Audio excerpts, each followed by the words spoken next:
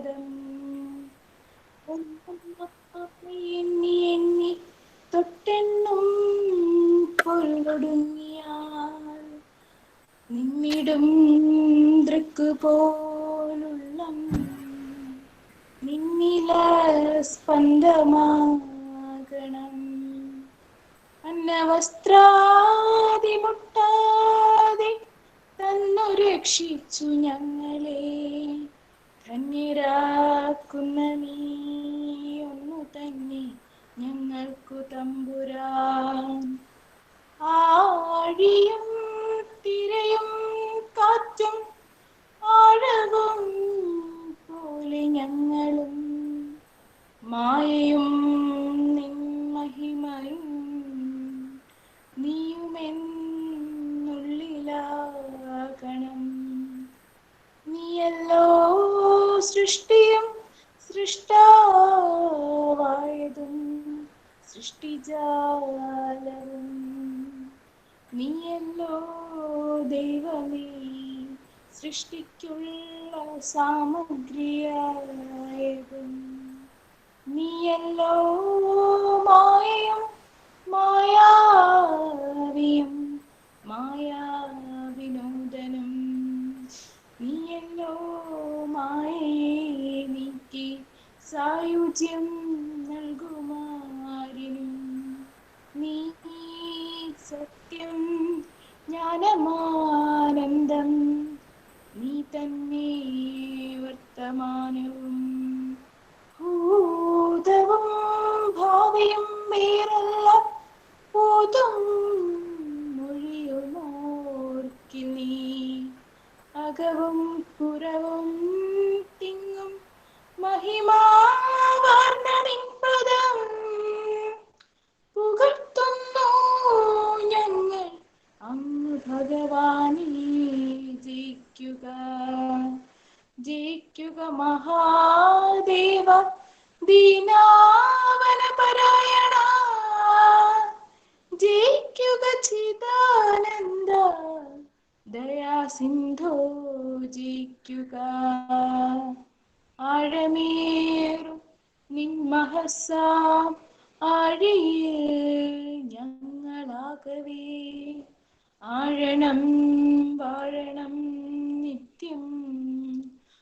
വാഴണം വാഴണം സുഖം.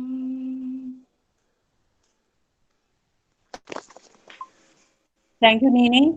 May I now request Dr. Smita as Assistant Professor of Sree Narayana Training College and IQAC Coordinator of the college to welcome the gathering. Thank you, teacher. വളരെ സന്തോഷം ഇന്നത്തെ ഈ ചിങ്ങപ്പുലരി തന്നെ ഇത് നമ്മുടെ programme തുടങ്ങാൻ സാധിച്ചതിൽ അതിലുള്ള സന്തോഷത്തോട് തന്നെ തുടങ്ങട്ടെ. Good morning one and all. Warm greetings from the Sree Narayana Training College family. Most respected dignitaries, the president of this function, Dr. Shiva teacher, principal, Sree Narayana Training College, Sree Ajji SRM sir, SN Trust executive member and the management representative of our college, and the most respected resource faculty and the chief guest of the webinar, Professor Dr. K.C. Baiju sir, Professor and Dean, School of Economics, Central University of Kerala. Then dear colleagues, guests from outside, our former students, present students, and all participants. I am so delighted and highly privileged in welcoming you all to this inaugural function of our webinar series, a collaborative venture of all departments of the college under the auspices of IQAC. Actually, we have been planning to organize a collaborative venture like this for the last 2-3 months, I think. കഴിഞ്ഞ 2-3 മാസങ്ങളായി ഞങ്ങൾ നിരന്തരമായ ഒരു സത്യം പറഞ്ഞ ഒരു സ്വപ്നം തന്നെയായിരുന്നു എല്ലാ ഡിപ്പാർട്ട്മെന്റ്സിന്റെയും കൂടെ ഒരു കൊളാബറേറ്റീവ് ആയിട്ടുള്ള ഒരു വെഞ്ചർ ഇങ്ങനെ സ്റ്റാർട്ട് ചെയ്യണം എന്നുള്ളത്. അങ്ങനെ ഒരു വെബിനാർ, പല ഡിസ്കഷൻസും പല സ്റ്റാഫ് മീറ്റിങ്ങുകളും ഇതിനെക്കുറിച്ച് നടന്നു. എനിവേ നമ്മൾ ഉദ്ദേശിച്ച ഒരു തീം തന്നെ ഒരു cross disciplinary collaboration in education എന്നാണ്. അത് എല്ലാ ഡിപ്പാർട്ട്മെന്റ്സും എല്ലാ ഡിസിപ്ലിൻസിന്റെയും കൂടെ ഒരു വെഞ്ചർ ആയിക്കൊണ്ട് തന്നെ ഇത് നടത്തണം എന്നുള്ളൊരു ആഗ്രഹമായിരുന്നു. എനിവേ നമുക്കറിയാം, we know that education has no limit at all. Man is a social being actually, and hence what is happening around him, any components are part of his education. That is why the topic is cross-disciplinary collaboration, and we would like to include any topic of choice in this series in coming days. Almost ഇപ്പോൾ റീതിച്ചിട്ട് പറഞ്ഞ പോലെ നമ്മളൊരു September last വരെയുള്ള programmes almost സെറ്റാണ്. പല വ്യക്തികളെയും പേഴ്സണാലിറ്റീസും നമ്മൾ കൊണ്ടുവരാനായിട്ട് ആഗ്രഹിക്കുകയാണ്. Actually it's a dream come true day, and as we have reached to the inaugural function today, that is why. And two eminent personalities here to bless us for this series. Let me welcome all. First of all, the president of this function, Dr. Sheba teacher, our beloved principal. ശരിക്കും ഇന്ന് ഈ programme ഇങ്ങനെ നടക്കുന്നതിൻ്റെയും അതുപോലെ ഇനി വരാനിരിക്കുന്ന programmes എല്ലാം set ചെയ്തതിൻ്റെയൊക്കെ full credit ടീച്ചറിന് തന്നെയാണ്. ശിവ ടീച്ചറിന്റെ ഒരു പോസിറ്റീവ് ആറ്റിറ്റ്യൂഡ്, അതാണ് നമുക്ക് ഇങ്ങനെ ഇത്രയ്ക്ക് പ്രോഗ്രാംസ് ചെയ്യാൻ സാധിക്കുന്നത്. നമ്മളിപ്പോൾ ഒരു കാര്യം ചെയ്യേണ്ട ടീച്ചർ എന്നിങ്ങനെ പറയുമ്പോൾ തന്നെ ഓക്കെ നമുക്ക് ചെയ്യാൻ എന്താണെന്ന് പറഞ്ഞിട്ട് ആ ഒരു എനർജി, ദാറ്റ്സ് ഗ്രേറ്റ്. മറ്റൊന്നും പറയുന്നില്ല teacher. With all respect and on behalf of all the participants who are attending this programme, we heartfully welcome you teacher to this inaugural function. Then Sree Aji SRM sir is a respected representative of our management and the leader of our college actually. Sir executive member and SN trust in നമ്മുടെ കോളേജിന്റെ ഏത് കാര്യവും നമുക്ക് എല്ലാവർക്കും അറിയാം. അത് പ്രത്യേകിച്ച് എൻ്റെ പരിചയപ്പെട്ട കാര്യമില്ല. നമ്മുടെ ഏത് കോളേജിന്റെ ഏത് കാര്യത്തിലും സാറിന്റെ നേതൃത്വവും അതുപോലെ പ്രവർത്തനവും നമുക്ക് സുപരിചിതമാണ്. എല്ലാ കാര്യങ്ങളിലും സാറ് മുൻപന്തിയിൽ തന്നെയുണ്ട്. സാറിന്റെ മേഖലയായ എഞ്ചിനീയറിംഗിലെ പ്രാവീണ്യം നമ്മുടെ കോളേജിന്റെ കാര്യത്തിൽ എപ്പോഴും നമുക്ക് ഉപകരിക്കാറുമുണ്ട്. കോളേജിന്റെ ഉന്നമനത്തിനായി നിരന്തരം പ്രവർത്തിച്ചുകൊണ്ടിരിക്കുന്ന സാറിനെ എല്ലാവരുടെയും പേരിൽ ഏറെ ബഹുമാനത്തോടെ ഈ വെബിനാറിലേക്ക് സ്വാഗതം ചെയ്തുകൊള്ളുന്നു. Warm welcome sir. Then നമ്മുടെ today's our resource faculty personality and the chief guest professor Dr. K.C. Baiju sir. Sir നമുക്ക് ഏവർക്കും ഏറെ ബഹുമാനിതനും അതിലേക്കുപരി നമ്മുടെ കോളേജിന്റെ നമ്മുടെ കുടുംബത്തിലെ ഒരു അംഗം തന്നെയാണ്. അത് മറ്റൊന്നും കൊണ്ടല്ല, അനേകം വർഷങ്ങൾ ശ്രീനാരായണ കോളേജുകളിൽ സാറ് അധ്യാപകനായി സേവനം അനുഷ്ഠിച്ചിട്ടുണ്ട്. ഏകദേശം 26 വർഷത്തെ ശ്രീനാരായണ കോളേജുകളിലെയും അതുപോലെ government of Kerala IMG institute of management in ഗവൺമെന്റിലെയും സേവനത്തിന് ശേഷമാണ് സാറ് സെൻട്രൽ യൂണിവേഴ്സിറ്റി ഓഫ് കേരളയിൽ ജോയിൻ ചെയ്തിരുന്നത്. നമുക്കെല്ലാം അഭിമാനിക്കാവുന്ന ഒരു നേട്ടമാണ്. അവിടെ സാറിന്റെ സേവന മികവിന് അംഗീകാരമായി അനേകം പൊസിഷൻസ്, അതായത് അക്കാഡമിക് കൗൺസിൽ മെമ്പർ, ഡീൻ, പിന്നെ രജിസ്ട്രാർ തുടങ്ങി വൈസ് ചാൻസലർ പദവിയിൽ വരെ എത്താനുള്ള ഒരു അംഗീകാരം സാറിനുണ്ടായി. കഴിഞ്ഞ ദിവസം നമ്മൾ ഈ പ്രോഗ്രാം ഡിസ്കഷൻ നടക്കുമ്പോൾ സാറ് വൈസ് ചാൻസലർ ഇൻചാർജ് ആണ്. ഞങ്ങളെല്ലാവരും പ്രാർത്ഥിക്കുകയാണ് സാർ എത്രയും പെട്ടെന്ന് സാറ് വൈസ് ചാൻസലർ പദവി തന്നെ എത്തട്ടെ എന്ന്. സാറിന്റെ ബയോഡേറ്റയൊക്കെ വളരെ വളരെ ഇൻസ്പയറിംഗ് ആണ്. ഒരുപാട് കാര്യങ്ങൾ നമുക്ക് കേൾക്കാനുണ്ട്. അത് തീമാറ്റിക് പ്രസന്റേഷന് മുന്നോടിയായിട്ട് റീത്ത ടീച്ചർ നമുക്കത് പറഞ്ഞുതരും.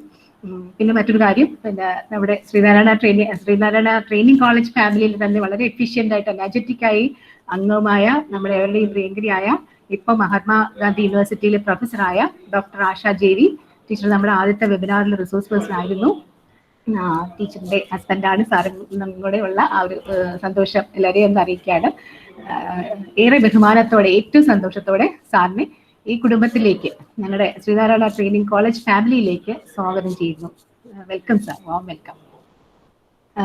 ദെൻ ഈ വെബിനാർ സീരീസിൽ നമ്മുടെ കോളേജിലെ എല്ലാ ഡിപ്പാർട്ട്മെന്റിന്റെയും ഒരു കൊളാബറേറ്റീവ് വെഞ്ചറാണ്. നേരത്തെ ടീച്ചർ പറഞ്ഞ പോലെ എല്ലാ ഡിപ്പാർട്ട്മെന്റും കൂടെ ചേർന്നുകൊണ്ടാണ് ഇത് നടത്തുന്നത്. അപ്പം ഏവരുടെയും ഒറ്റക്കെട്ടായ പ്രവർത്തനമാണ് ഇങ്ങനെ ഒരു സംരംഭം ആകുന്നത് തന്നെ ആയിക്കൊണ്ടിരിക്കുകയാണ്. ഇന്ന് തുടങ്ങുകയാണ് നമ്മൾ. അതിനുവേണ്ടി എല്ലാവരും അകമഴിഞ്ഞ് പ്രയത്നിക്കുന്നുണ്ട്. ഇതിന്റെ പിന്നിൽ അണിയറയിലൊക്കെ ഒരുപാട് പ്രവർത്തനങ്ങൾ നടക്കുകയാണ്. റിസോഴ്സ് പേഴ്സൺസിനെ കൊണ്ടുവരാനും മറ്റ് എല്ലാ ടെക്നിക്കൽ ആയിട്ടുള്ള കാര്യങ്ങൾക്കും റിപ്പോർട്ടിങ്ങിനും ഒരുപാട് പ്രവർത്തനങ്ങൾ നടക്കുകയാണ്. പ്രത്യേകിച്ച് നമ്മുടെ സീനിയർ ഫാക്കൽറ്റിയായ പ്രമോദ് സാർ ഇന്ന് നമുക്കൊരു ആശംസയും ചെയ്യുന്നുണ്ട്. അപ്പൊ അതിനുവേണ്ടി പരിശ്രമിക്കുന്ന എല്ലാ സഹപ്രവർത്തകരെയും ഇൻക്ലൂഡിങ് ടീച്ചിങ്, നോൺ ടീച്ചിങ്, നമ്മുടെ ബാബുസിൽ സാറും ലൈബ്രറി ഒക്കെ നല്ലതായിട്ട് വളരെ വർക്ക് ചെയ്യുന്നുണ്ട്. ഇതിനുവേണ്ടി അവരെല്ലാവരെയും തന്നെ നിറഞ്ഞ മനസ്സോടെ ഇതിലേക്ക് സ്വാഗതം ചെയ്യുകയാണ്. പിന്നെ മറ്റ് ഇൻസ്റ്റിറ്റ്യൂഷൻസിൽ നിന്നും ഇത് അറ്റൻഡ് ചെയ്യാൻ എത്തിയിരിക്കുന്ന ഒത്തിരി വ്യക്തികളുണ്ട്. Principals from various institutions, teacher educators, teachers, students, research scholars, and many academicians are attending the program. Warm welcome to all. Now, our students, they are the real beneficiaries, I think, of this type of events. So, extending a warm welcome to all our students. നമ്മുടെ സ്റ്റുഡൻസിന് പേര് പറഞ്ഞു, അതുപോലെ water thanks Aparna പറയുന്നുണ്ട്. അതിലെ എല്ലാവരും അവര് അണിയറയിൽ കുറേ പ്രവർത്തനങ്ങളിൽ അവർ ഏർപ്പെട്ടിരിക്കുകയാണ്. ഏറ്റവും നന്നായിട്ട് എല്ലാവർക്കും ഈ ഒരു സീരീസ് ഓഫ് ആക്ടിവിറ്റീസ് ബെനിഫിഷ്യൽ ആകട്ടെ എന്ന് പ്രാർത്ഥിച്ചുകൊണ്ട് ഈ സംരംഭത്തിന്റെ എല്ലാവരെയും ഒന്ന് each and every person welcome you all. Thank you, thanks a lot. Thank you, teacher. May I now invite our beloved principal, Dr. Sree, to deliver the presidential address. Good morning.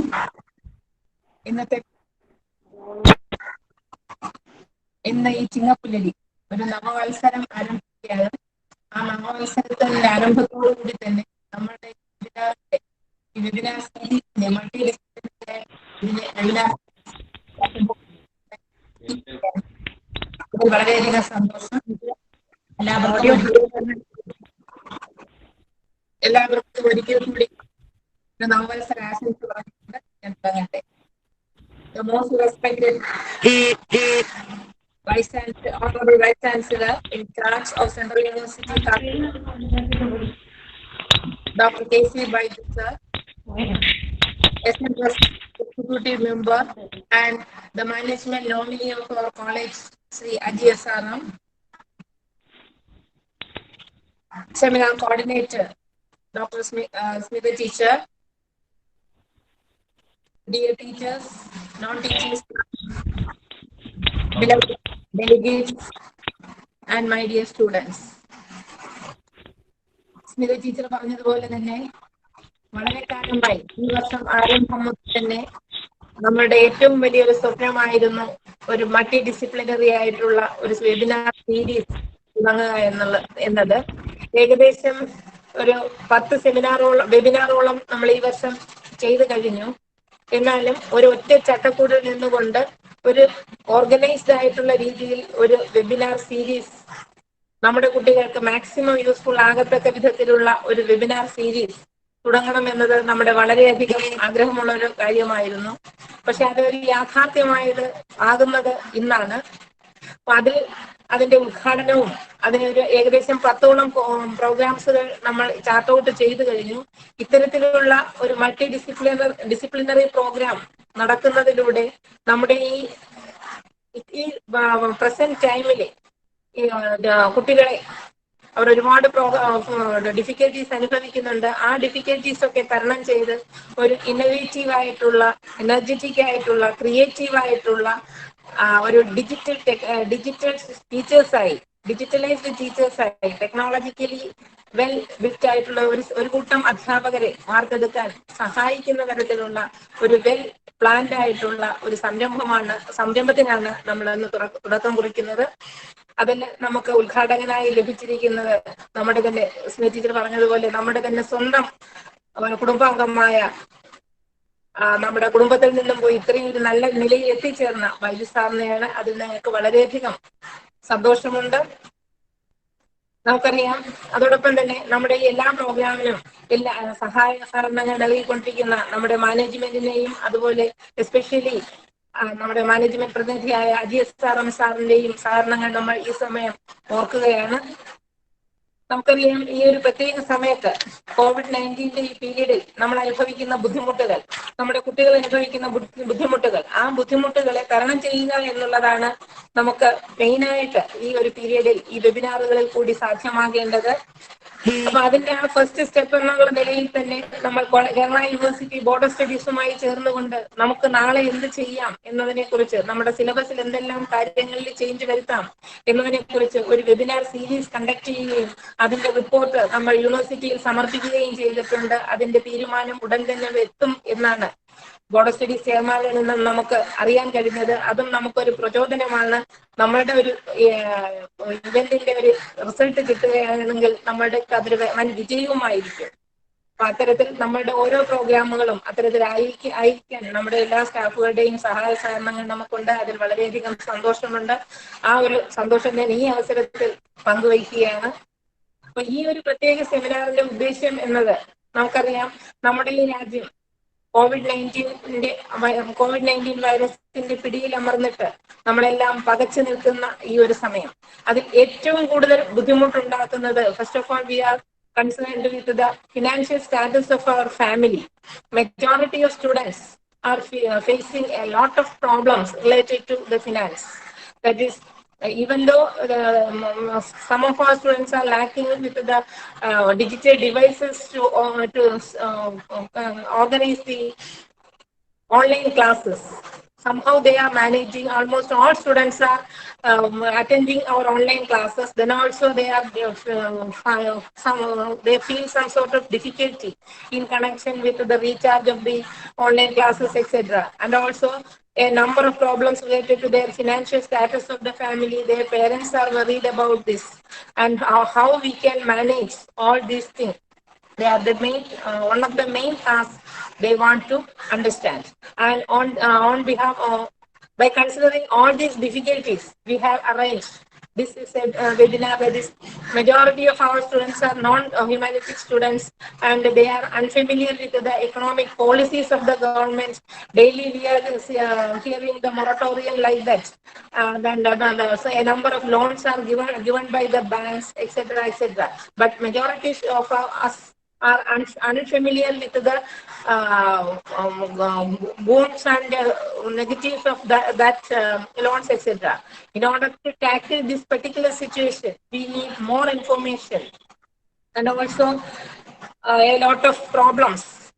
This is then all this time I have said about our own problems, and also the community is also facing a lot of problems. We are directly linked with the fishermen community in engineering. We know a number of for the last 2-3 weeks they are not going for fishing. The lockdown period, and hence they are also facing a lot of problems. And due to the lockdown, the some businesses were locked, and accordingly those people like beauticians, employees in malls, then hotels, etc., are unemployed. Due to this unemployment, a lot of problems are created in our society. How can we, and also today is the first day of the Malayalam year, Chingam Unna, and therefore we are, the Onam celebration is coming. Then how will we tackle the different expenses that we have to make in this Onam celebration? All this we have to manage our experience, our own expenses, and also we have to keep our complete money matters. For all these things, we need guidance, directions, etc. From all these, from this teaching population. If we are getting a lot of information, we have a lot of information, we can share this information to our family members, to our friends, and also even to our students. In that way, we can manage these crises, these pandemic situations in our society. And for that, we have arranged this type of this seminar, and I think our students will get information related to these things, and they will manage their income and expenditure in future, and they can live their normal life without any anxiety, without any stress, without any frustration, etc. I think this webinar will help them a lot, and I extend our sincere gratitude to Vaidya for assuring us a class like this. And thank you, sir. Thank you. And also, I am very grateful for management representative Ajay Saran sir for giving us and coming with us and giving a great lecture to us. Thank you, sir, once again. And with all these words, and looking for a good future without any stress and without any tension-free life, I conclude my words. Thank you. Thank you, teacher. Now, the most awaited moment, I request Dr. K.Z. Baiju, Professor and Dean, School of Economics and former VC in charge of Central University of Kerala, Kasur, for inaugurating the function by delivering the inaugural address. Audible? Baiju, sir. Audible? Is it audible? Yes, sir. Yes, sir. Audible. Yes. Audible. Very good morning to all of you. Respected Principal Dr. Shiba, respected dignitary Sree Aji SRM, Dr. Smitha, Dr. Pramod, my dear teachers, faculty members, non-teaching staff, students, scholars, and the stakeholders of the institution. This is my privilege to be here in addressing the audience in such a privileged and elevated emotion that I am a real member of Sree Narayana institutions and was a former teacher almost more than 2.5 decades. I worked in various SN colleges, and that had helped and entitled me to elevate a position if it is acknowledgeable to the society at large. And I would say it is in the name of the very great, very privileged personality of all time, Mahat Sree Narayana Guru. And we should be proud of that. We, the citizens of India, should be proud of that great citizen of India of all time, Sree Narayana Guru. Nedunganda Srinarayana കോളേജിന്റെ എല്ലാ തരത്തിലുള്ള അക്കാദമിക മികവുകളും പ്രത്യക്ഷവും പരോക്ഷവുമായി നോക്കിക്കണ്ടിട്ടുള്ള ഒരു വ്യക്തി എന്നുള്ള നിലയിൽ ഇത്തരത്തിലുള്ള അക്കാദമിക സംരംഭങ്ങൾ നടത്തുന്നത് ഏറ്റവും നല്ലതും ഉചിതവും സന്ദർഭോചിതവുമായ അവസ്ഥയിലാണ് എന്ന് നമുക്ക് പറയേണ്ടിയിരിക്കുന്നു. കാരണം ലോകം Covid പാൻഡമിക്കിന്റെ പിടിയിലമർന്നപ്പോൾ whenever the economy and whenever the whole world is being under the grip of and it is being rattled and rampaged by the COVID pandemic, we could make the challenges, we could transform the challenges into opportunities. And who will be the leader? And I would say the educationists, visionary thinking educationists should be the leaders that is converting the challenges into opportunities, where we are always be innovative, we are always be inquisitive, we are always be critical thinking personalities. And therefore, we teachers, we academia should take that privilege and initiative to take care and to transform into the negative externalities into positive externalities, where positive energy could be instilled and inculcated into the main society, where wherever there is a confidence loss, and that should be recouped, that should be regained, and we could be altogether lead the way out of these old situations. And while looking into the webinar series, the title itself is very, very good, because the thing is very, very apt in nature, which is quite akin with the new education policy, which highlights interdisciplinary. There should not be any watertight compartments in knowledge building, knowledge sharing, knowledge disseminating process. And here the earnest faculty members have evolved a title, and that title is quite apt and delivery.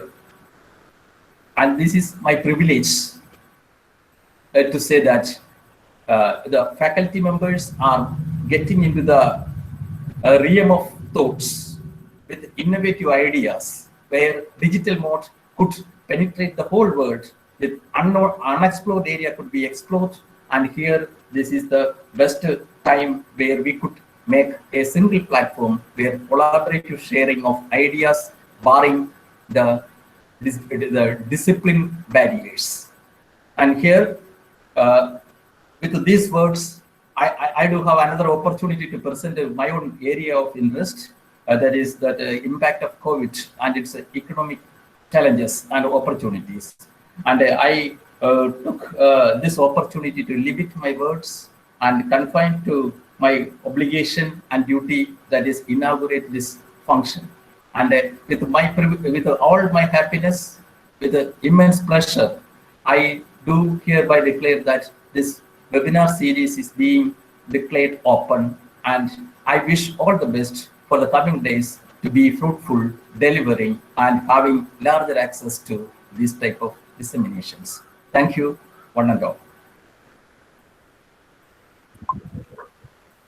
Thank you, sir. Now I humbly request Sree Aji SRM Executive Member, SN Plus, to deliver the keynote address. Ajita. ഏറെ ബഹുമാന്യായ principal Shiba teacher, ഏറെ ബഹുമാന്യായ വിശിഷ്ടാതിഥി Sree Baiju sir, ബഹുമാന്യായ Smitha teacher, Preetha teacher, Pramod sir ഉൾപ്പെടെ ഈ സംരംഭത്തിൽ സംബന്ധിച്ചുകൊണ്ടിരിക്കുന്ന ഏറെ ബഹുമാനരായ അധ്യാപകരെ, പ്രിയമുള്ള വിദ്യാർത്ഥിനി സുഹൃത്തുക്കളെ, അവിചാരിതമായി വന്നെത്തിയ ഒരു മഹാമാരി ജീവിതത്തിന്റെ സമസ്ത മേഖലകളെയും മാറ്റിമറിച്ചിരിക്കുന്ന ഒരു സാഹചര്യം. അതിൽ നിന്നുള്ള അതിജീവനം ഒരു പ്രധാന ചർച്ചാ വിഷയവും ആയി മാറിയിരിക്കുന്ന വേളയിലാണ് ഇത്തരത്തിലൊരു വെബിനാർ സംഘടിപ്പിച്ചിരിക്കുന്നത്. തീർച്ചയായും കാലിക പ്രസക്തമായ ഒരു വിഷയത്തെ സംബന്ധിച്ച് സഗൗരവമായി തന്നെ ഇത്തരം ഒരു വെബിനാർ സംഘടിപ്പിക്കുവാൻ സന്നദ്ധരായ ശ്രീനാരായണ ട്രെയിനിങ് കോളേജിലെ മുഴുവൻ അധ്യാപകരെയും ഇതിന്റെ പിന്നിൽ പ്രവർത്തിച്ച മുഴുവൻ മഹത്തുക്കളെയും ശ്രീനാരായണ ട്രസ്റ്റിന്റെ പേരിൽ അഭിനന്ദിക്കുവാൻ ഞാൻ ഈ അവസരം വിനിയോഗിക്കുകയാണ്. അതിജീവനത്തിന്റെ കാലഘട്ടത്തിൽ ഇനിയും ഏത് തരത്തിലാണ് ഈ സംഭവിച്ചുകൊണ്ടിരിക്കുന്ന നഷ്ടങ്ങൾ നികത്തപ്പെടേണ്ടത് എന്നതിനെ സംബന്ധിച്ചുള്ള ചർച്ചകളും അതുപോലെ ശാസ്ത്രീയമായ വശങ്ങൾ കണ്ടെത്തുകയും കാലത്തിന്റെ അനിവാര്യതയായി മാറിയിരിക്കുന്നു. ഗുണകരവും ദോഷകരവുമായ ഒട്ടനവധി മാറ്റങ്ങൾക്ക് നാം ഏവരും നിർബന്ധിതരായതാണ് കാണാൻ കഴിഞ്ഞ ചിത്രം. ഒരു മഹാമാരിയിലൂടെ ജീവിത സാഹചര്യങ്ങളിൽ നമ്മുടെ പ്രവർത്തന മേഖലകളിലൊക്കെ വലിയ മാറ്റങ്ങൾക്ക് നമ്മൾ നിർബന്ധിതരായിരിക്കുന്നു. ഏറ്റവും കൂടുതൽ മാറ്റങ്ങൾ ആവശ്യമായി വന്നൊരു മേഖലയാണ് വിദ്യാഭ്യാസ മേഖല. നമ്മുടെയൊക്കെ ചിന്തകൾക്കും അപ്പുറം ഒരുപക്ഷെ ആധുനിക സാങ്കേതിക വിദ്യയുടെ പ്രചാരം 10 മടങ്ങ് വർദ്ധിക്കുന്ന തരത്തില് ഉള്ള പ്രവർത്തനങ്ങളാണ് വിദ്യാഭ്യാസ മേഖലയിൽ സംഭവിച്ചുകൊണ്ടിരിക്കുന്നത്. ജീവിതത്തിന്റെ സമസ്ത മേഖലകളിലും സാമ്പത്തികമായ പ്രതിസന്ധി അതിരൂക്ഷമായി തുടരുന്നു. അത് ഭരണ തലത്തിലും വളരെ വ്യക്തമായി പ്രതിഫലിക്കുന്ന ഒരു സാഹചര്യം. ഈ സാഹചര്യത്തിൽ ബൈജു സാറിനെ പോലെ വളരെ വിദഗ്ധനായിട്ടുള്ള ഒരു വ്യക്തിയെ ഈ വെബിനാറിന് ഉൾപ്പെടുത്തുവാൻ കഴിഞ്ഞത് തീർച്ചയായും നമ്മുടെ ഒരു ഭാഗ്യമായി ഞാൻ കരുതുന്നു. ഇത്തരത്തിലുള്ള സംവാദങ്ങളും ഗവേഷണങ്ങളും ഒക്കെ മുന്നോട്ടുള്ള പാതയിൽ നമുക്ക് മാർഗദർശനമായി മാറിയേ മതിയാവൂ എന്ന സാഹചര്യമാണ് നിലനിൽക്കുന്നത്. തീർച്ചയായും ഈ മഹാമാരിയോട് പൊരുതി നാം വിജയിക്കും. അതോടൊപ്പം ഈ എല്ലാ പ്രതിസന്ധികളെയും തരണം ചെയ്യാൻ കഴിയും എന്ന ശുഭാപ്തി വിശ്വാസം എല്ലാവർക്കും ഒപ്പം നമുക്കുമുണ്ട്. എങ്കിലും അതിവേഗം അതിലേക്ക് ചെന്നെത്തുവാൻ ഉള്ള മാർഗങ്ങൾ, അതിനുവേണ്ടി ശാസ്ത്രീയമായ അപഗ്രഥനങ്ങൾ കൂടിയേ മതിയാകൂ. അത്തരത്തിലുള്ള ഗവേഷണങ്ങളുടെയും പഠനങ്ങളുടെയും ഒക്കെ മാർഗത്തിലേക്ക് വെളിച്ചം വീശുന്നതാകട്ടെ നമ്മുടെ ഈ സംരംഭം എന്ന് ഞാൻ ആശംസിക്കുന്നു. ഈ സംരംഭത്തിന് എല്ലാവിധ വിജയാശംസകളും നേർന്നുകൊണ്ട് ഞാൻ എൻ്റെ വാക്കുകൾ ഉപസംഹരിക്കുന്നു. നന്ദി, നമസ്കാരം. Thank you, sir. Dr. Pramod G. Nair, Assistant Professor, Sree Training College, Nedunganda, would now felicitate the function. Hello. Kelkamo? കേൾക്കാം sir. Good morning to all. Respected Principal Dr. Sree, honored guest and Speaker of the Day, Professor Dr. K.C. Baiju sir, who is currently serving as Professor and Dean, School of Economics, Central University, Kasaragod, and former Vice Chancellor in charge of Central University, and he had already inaugurated the function,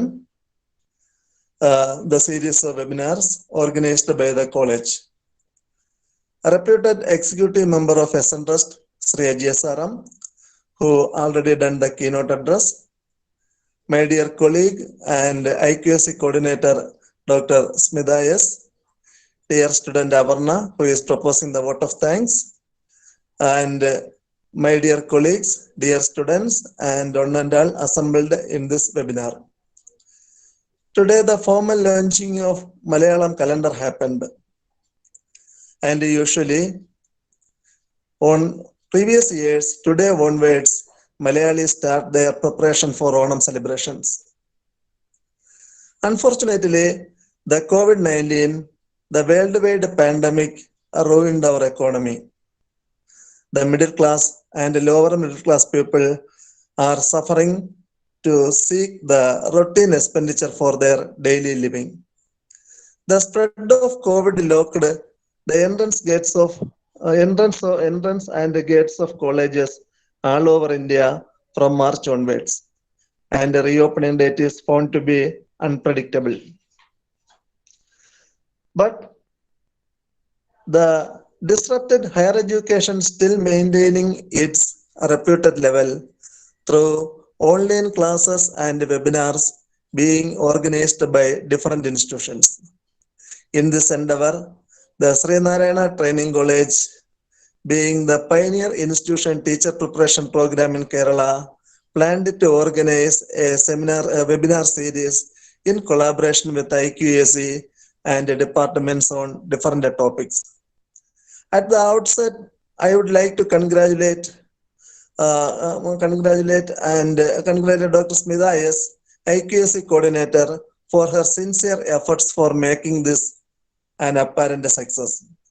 The seminar series already being inaugurated by Baiju sir, and the program is the keynote address is being provided by our distinguished GSRM sir. On the corresponding thematic session, Baiju sir expressed his willingness to deliver a resource talk on the topic Impact of COVID on Kerala Economy, Experiences and Reflections. Being a world famous economics teacher, he has to communicate several ideas on this topic, and like you, I also awaiting for that session. All of us knew COVID-19, the most fearful time in the world, which retaliated the growth of the world into 2 decades back. The world population anticipating or expecting a COVID-free world, but nobody is ensuring it in the near future. Hoping that his talk will talk on this subject will be inspiring, imaginative, and having a human touch. Hence, I would like to felicitate one and all for organizing a series of webinars, and especially like to thank Sri Baiju sir for spending his valuable time for inauguration and presentation of such a lively humanistic topic to us. I would like to conclude by saying that once again, I like to felicitate for the today's seminar, today's webinar, and the corresponding webinar series from the series to become an apparent success. Thanking you. I remain. Thank you. Thank you, sir. So we begin the first session now. Resource talk by Dr. K.C. Baiju on impact of COVID on Kerala economy, experiences and reflections. Before the session begins, let me introduce Professor K.C. Baiju to you. Dr. K.C. Baiju, former VC in charge of Central University. Regarding his educational background, he did his MA, MPhil and PhD in economics from University of Kerala. He has got certificate in decentralized planning and local governance, IRMA, and has also got PG diploma in management. He is currently the professor and dean, School of Economics, Central University of Kasaragod. Earlier, he was with Institute of Management and Government, IMG, and in SN colleges. She was also the registrar in charge in Central University, Dean of SBC and Academic Council member of Central University of Kerala and QZAC. And he has visited and presented papers in international seminars at UK, Malaysia, and Bangladesh. He has more than 35 years of academic experience in SN colleges and IMG. He is the research guide at Kerala University and Central University Kerala, and has produced his students. 3 of his students have produced PhDs, and he is still guiding PhD and MPhil scholars. He has published 3 books and about 30 research papers. He has published articles in national and international journals. He has presented papers in 17 papers in international conferences, 12 in national conferences, and 15 in state level conferences. He has done many major and minor projects of UGC, ICSSR, KWIC, and other organizations. And his areas of specialization include development economics, human development, migration studies, decentralized planning and local governance and poverty. On behalf of Sree Narayana Training College and all the participants, I extend a warm welcome to you, sir. May I request you to handle the session now? Thank you, sir. Yes, thank you. This audible? Audible? Yes, sir. Yes, sir. Audible, Yes, sir. sir. Audible. Yes. 1 minute. There is I have to put the slides.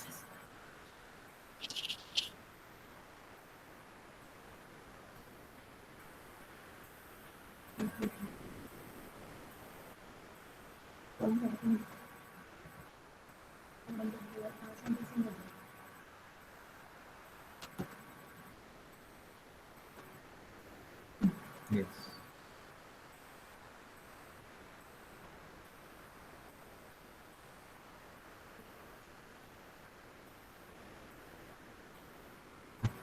Dr. Smita? Sir, it's clear, sir. Visible. The slide is visible. Yeah, yes, it's Yeah. visible, sir. Okay. Okay. Thank you, sir. Yes. Let us start. Let us Okay, start. sir. Okay, Okay. sir. At the very outset itself, I am extending my heartfelt thanks to the entire team of Nedunganda Sree Narayana College, especially Dr. Smita, Dr. Shiva, Dr. Pramod, and other beloved teachers. This is an auspicious moment for me as a faculty member of our Central University to be here as a resource person. Since I am reaching my home ground, whenever Sree Narayana colleges, the name is being uttered, I do have a heartthrob in my mind, and that is. Does it audible? Audible? Dr. Shiva, does it audible? It's audible. Audible. Yes. Whenever the name Sree Narayana College is flashed, and that means it would make its own heartthrobs in my mind, because this is the platform where I did my yearly academic exercises, and that had motivated a lot in building, in reorienting, reinventing, and revisiting the academia within me. That means വിദ്യ കൊണ്ട് പ്രബുദ്ധരാകുക, സംഘടന കൊണ്ട് ശക്തരാകുക എന്ന സൂക്തം ഏത് സമയത്തും എപ്പോഴും അനുകരണീയമായ സൂക്തമായി നിൽക്കുന്നു. എൻ്റെ അഭിപ്രായത്തിൽ എൻ്റെ ഗവേഷണ വിദ്യാർത്ഥികളോട് ഞാൻ പറയുന്ന ഒരു വാചകമുണ്ട്. ശരിക്കും പറഞ്ഞു കഴിഞ്ഞാൽ അമർത്യ സെന്നിന്റെ നോബൽ പ്രൈസ് എന്ന് പറയുന്നത് മഹത് ഗുരുവായ ശ്രീനാരായണ ഗുരുവിന്റെ സൂക്തങ്ങളിൽ അടിസ്ഥിതമായ പ്രബന്ധത്തിന്റെ പുനരാവിഷ്കരണത്തിൽ കിട്ടിയ പ്രതിഫലമാണ്. അപ്പോൾ ശരിക്കും പറഞ്ഞു കഴിഞ്ഞാൽ ആ നോബൽ പ്രൈസിന്റെ സിദ്ധാന്തത്തിന്റെ അടിത്തറ മാനവ വികസനം എങ്ങനെയാകാമെന്ന് അമർത്യ സെൻ പ്രബന്ധ അവതരണത്തിൽ ചിട്ടയോടുകൂടി അവതരിപ്പിച്ചപ്പോൾ വളരെ ഒരു സൂക്തത്തിന്റെ ഭാഷ്യത്തിൽ മഹത് ഗുരു ദീർഘവീക്ഷണത്തോടുകൂടി അത് ഉച്ചരിച്ചു. അതിന്റെ പ്രതിഫലനമായി മഹത് സ്ഥാപനങ്ങൾ കേരളത്തിൽ അങ്ങോളം ഇങ്ങോളം ഉണ്ടാകുകയും അത് ഇന്ത്യ കേരളത്തിൻ്റെത് മാത്രമല്ല, ഇന്ത്യയുടെ മാത്രമല്ല, ലോകത്തിന്റെ തന്നെ ഒരു ചാലക ശക്തിയായി മാറുകയും അതിന്റെ സ്ഫുലിംഗങ്ങൾ ഇപ്പോഴും പല രൂപത്തിൽ അനുരണനങ്ങളിൽ കൂടി സമൂഹത്തിന്റെ വ്യാപനത്തിലും വികസനത്തിന്റെ മാതൃകകളിലും നിലകൊള്ളും. അത്തരം ഒരു പശ്ചാത്തലത്തിൽ കോവിഡ് വളരെയധികം പ്രാധാന്യമർഹിക്കുന്ന, അല്ലെങ്കിൽ കോവിഡിന്റെ അനുരണനങ്ങൾ സാമൂഹ്യ വിപത്ത്, സാമ്പത്തിക വിപത്ത്, അതിലുപരിയായിട്ട് മനുഷ്യജീവന്റെ നിലനിൽപ്പ്. I would start with the title as the impact of COVID-19 on Kerala economy, and this is framed in a three phases. One, Kerala economy. Let us look at the Kerala economy. Kerala economy is not at all a single watertight compartment. It is integrated to the whole global world prior to the globalization itself. That means ഏതൊരു രാജ്യത്തിനേക്കാളും മുൻപേ ഈ പ്രദേശം ആഗോളീകരിക്കപ്പെട്ട രാജ്യം. ഏതൊരു നൂറ്റാണ്ടിന് മുമ്പോ അല്ലെങ്കിൽ 19ാം നൂറ്റാണ്ടിലോ 18ാം നൂറ്റാണ്ടിലോ കേരള രാജ്യങ്ങളിൽ നിന്ന്, അല്ലെങ്കിൽ മലബാർ, കൊച്ചി, തിരുവിതാംകൂർ പ്രദേശങ്ങളിൽ നിന്ന് കുടിയേറ്റക്കാർ അന്നും ഉണ്ടായിരുന്നു. മറ്റ് രാജ്യങ്ങളിൽ ജീവിത ഉപാധികൾ തേടി അവർ കുടിയേറ്റത്തിന് വിഷയീഭവിച്ചു. അപ്പോൾ കേരളം എന്നും ആഗോളീകരണത്തിന്റെ പ്രവാചകരോ അല്ലെങ്കിൽ മുന്നണി പോരാളികളോ ആയി നിന്ന ഒരു സമൂഹം. അതുകൊണ്ട് തന്നെ കോവിഡിനെ ഒരു തരത്തിലും പ്രാദേശിക തലത്തിൽ കോവിഡിന്റെ അനുരണനങ്ങളെ നമുക്ക് ചിത്രീകരിക്കാൻ കഴിയില്ല, അല്ലെങ്കിൽ അത്തരത്തിലുള്ള വിമർശകൾക്ക് പ്രാധാന്യം അർഹിക്കുന്നില്ല. Therefore, the regional economy Kerala is the most the integrated globalized society.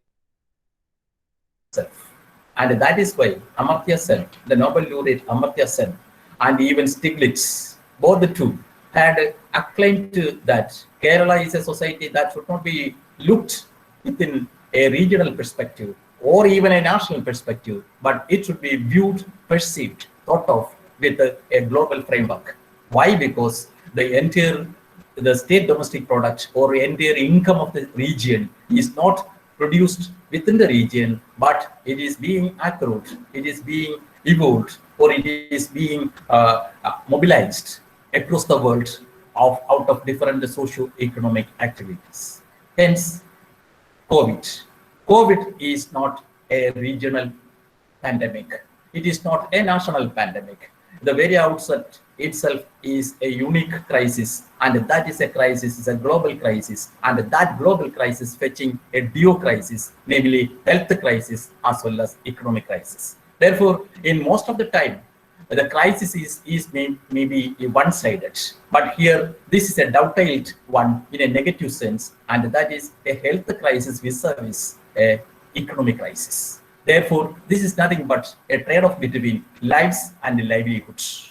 First of all, whether you are emphasizing your lives, you have to forgo your livelihood. If you are emphasizing your livelihood, it is at the expense of your lives. Therefore, this is a stalemate. This is a dichotomy.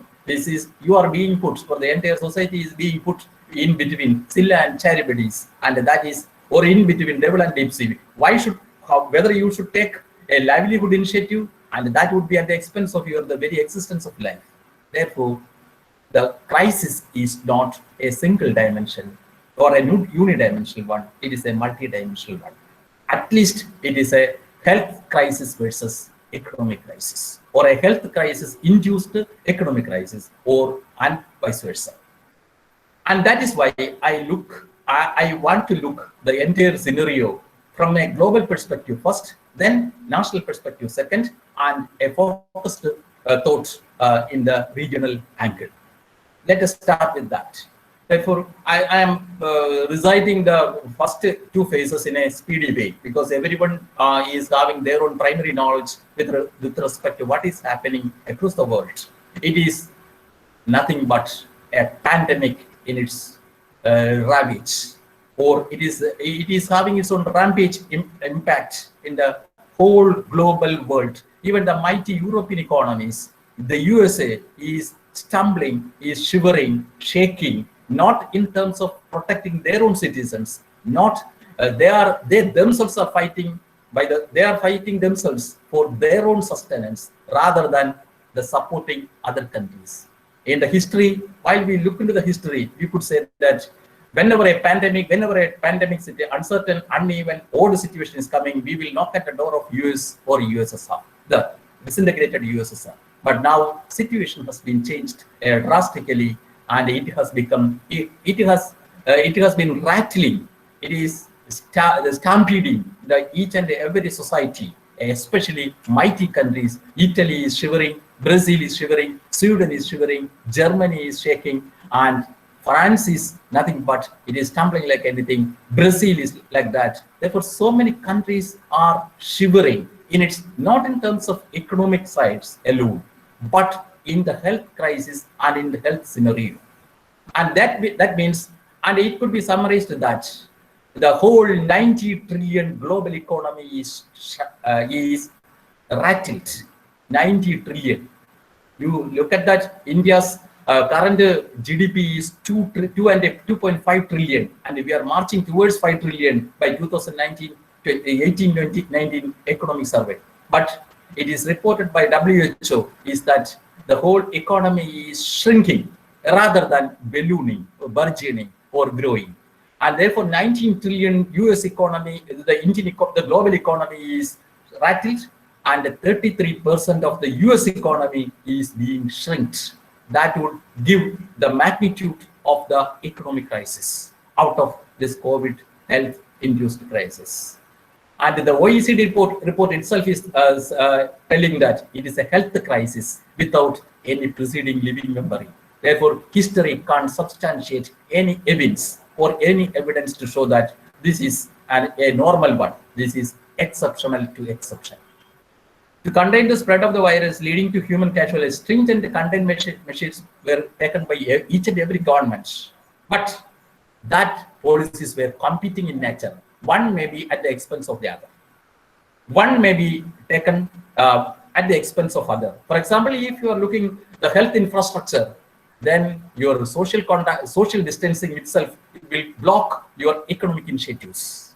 Therefore, your livelihood question is challenged, is questioned. Therefore, this is a very, very tricky, delicate dichotomy and or a stalemate in the life and lives of human beings. And that could be narrated in terms of so many regions, continents, and mighty countries. And I am looking into that. Every region is subject to substantial growth downgrades. That means, what is the highlight? Each and every economy is under the grip of downgrades, economic downgrades.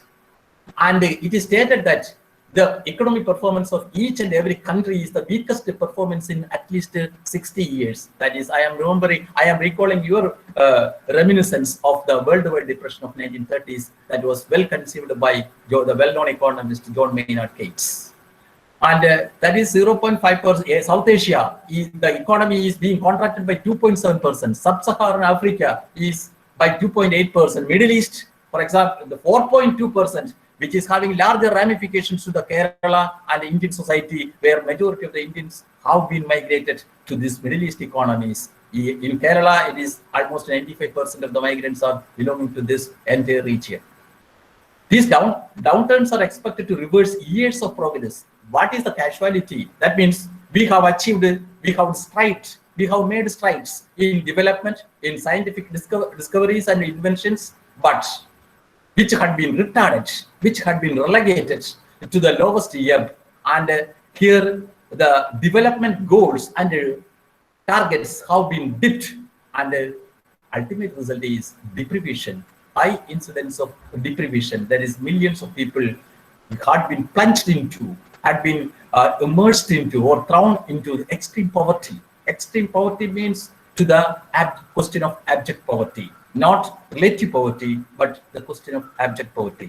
നമ്മൾ ദാരിദ്ര്യം എന്ന് പറയുമ്പോൾ പലപ്പോഴും relative പോവർട്ടിയാണ്. മറ്റുള്ള ഒരു middle ക്ലാസ്സിനോ lower middle ക്ലാസ്സിനെയോ compare ചെയ്തുകൊണ്ടാണ് poverty പലപ്പോഴും തീരുമാനിക്കുന്നത് ഇപ്പോൾ വികസനത്തിന്റെ അടിത്തട്ടിൽ നിന്നുകൊണ്ട്. പക്ഷേ ദാരിദ്ര്യം അതിന്റെ ഏറ്റവും കഠിനമായ രൂക്ഷമായ പരിതാപകരമായ രൂപഭാവങ്ങൾ ഒരു നേരത്തെ ഭക്ഷണത്തിന്റെ അവസ്ഥ, ഇല്ലായ്മ, 2 square meal a day.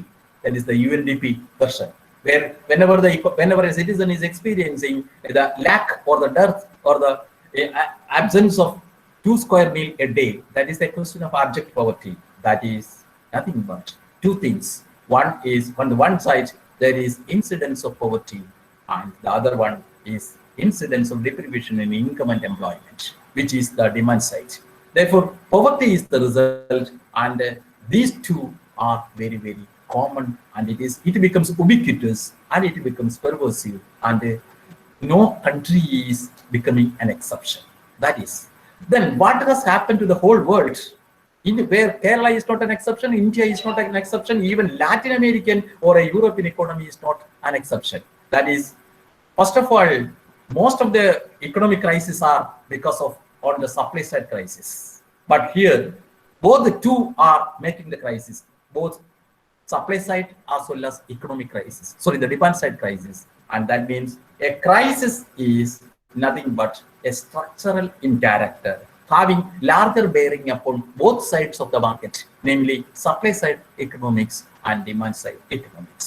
And that could be perceived in the pressure on weak healthcare systems. We have witnessed in Italy, we have witnessed it in Brazil, we have witnessed it in UK, we have witnessed it even now in the US.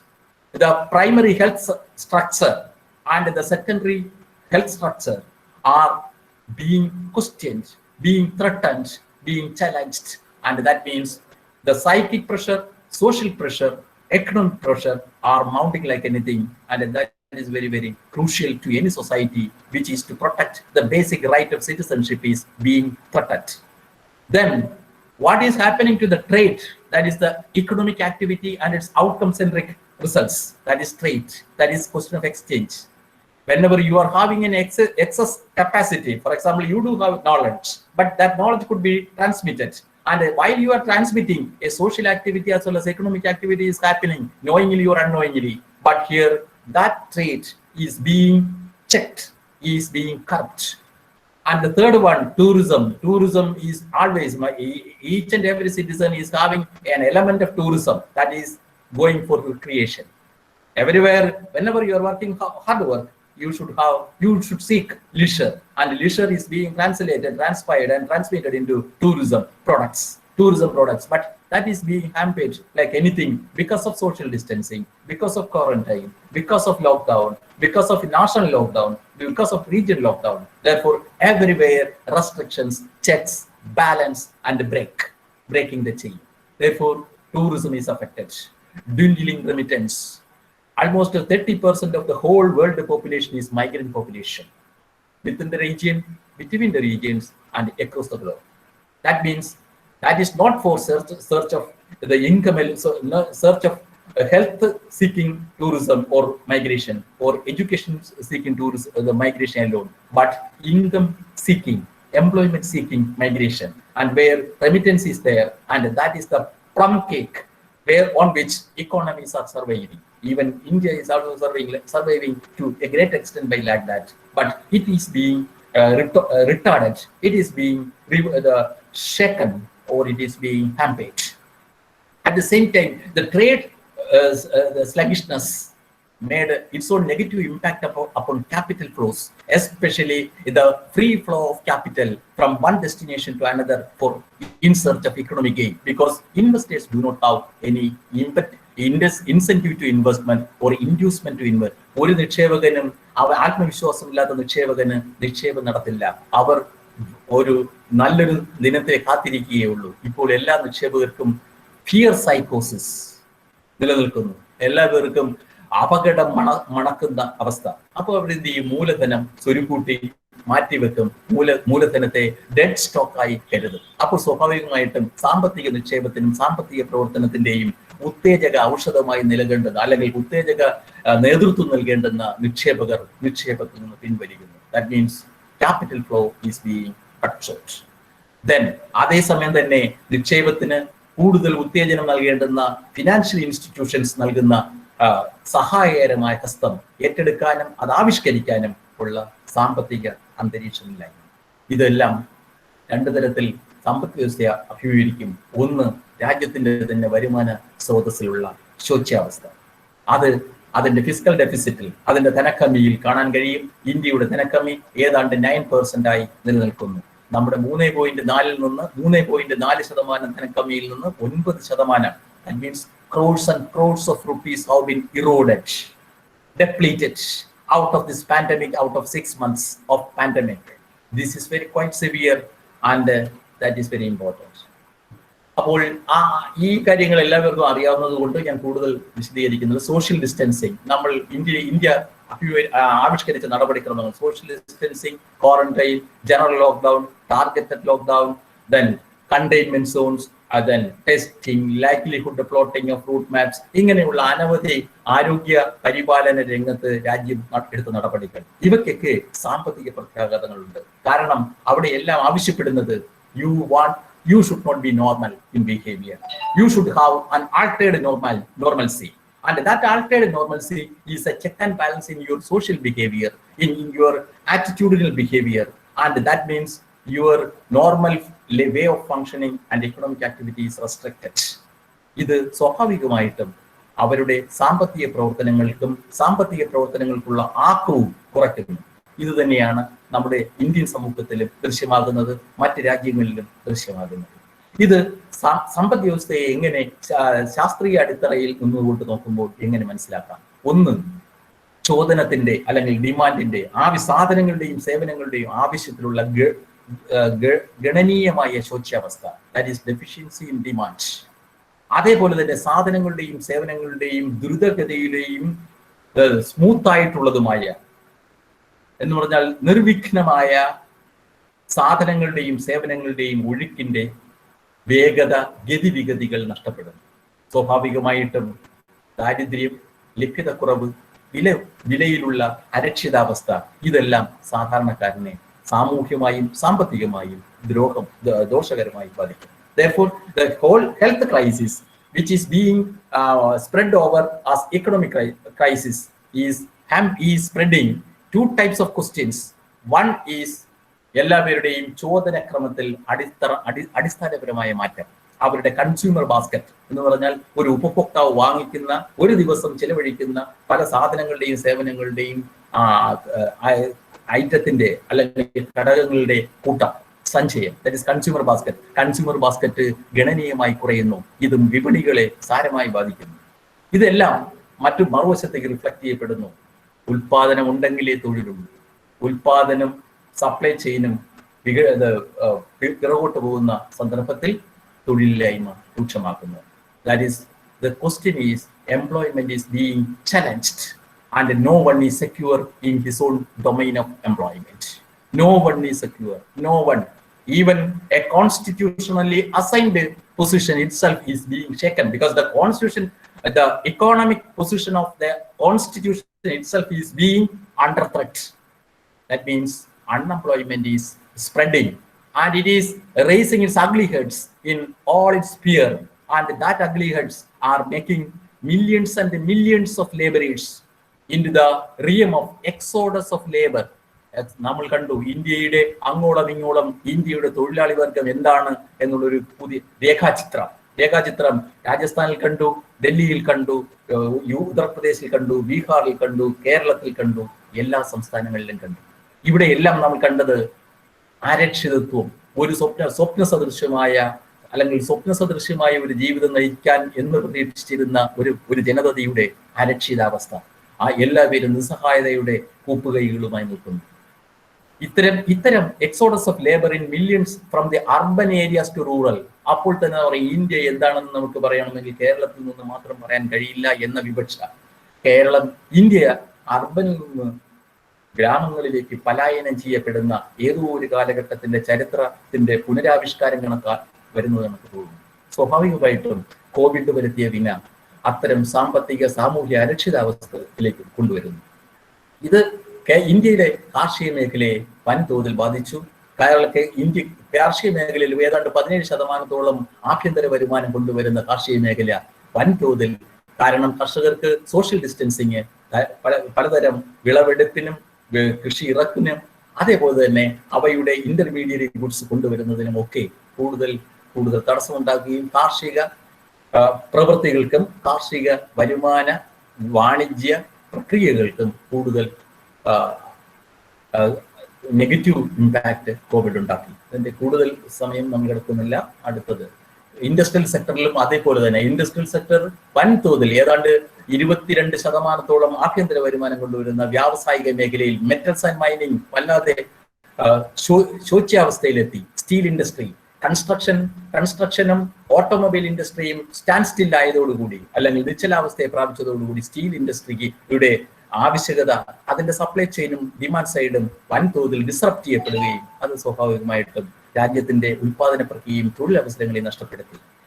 അതേപോലെ തന്നെ aluminium industry, copper industry, call, കൽക്കരി, ലക്ഷക്കണക്കിന് ആൾക്കാരുടെ തൊഴിൽ സാധ്യതയും ഒപ്പം തന്നെ രാജ്യത്തിന്റെ ആഭ്യന്തര വരുമാനത്തെയും ഒരേപോലെ തന്നെ തച്ചു തകർത്തു. ഇതിൽ നിന്നും വളരെ വിഭിന്നമല്ല ടെക്സ്റ്റൈൽസ്. ഏറ്റവും കൂടുതൽ തൊഴിലാളികൾ ഇന്ത്യയിൽ പണിയെടുക്കുന്ന ഒരു മേഖലയാണ് ടെക്സ്റ്റൈൽ. 18% ആഭ്യന്തര ഉൽപാദനം, ആഭ്യന്തര മാനുഫാക്ചറിംഗ് സൈഡ് നടക്കുന്നതും ഏതാണ്ട് ഗണനീയമായ GDP നൽകുന്നതുമായ ടെക്സ്റ്റൈൽ ഇൻഡസ്ട്രിയിൽ ഒരു സുപ്രഭാതത്തിൽ ഏതാണ്ട് 4.5 കോടി തൊഴിലാളികൾക്കാണ് തൊഴിൽ നഷ്ടപ്പെടുന്ന ഘട്ടമുണ്ടായി നിൽക്കുന്നത്.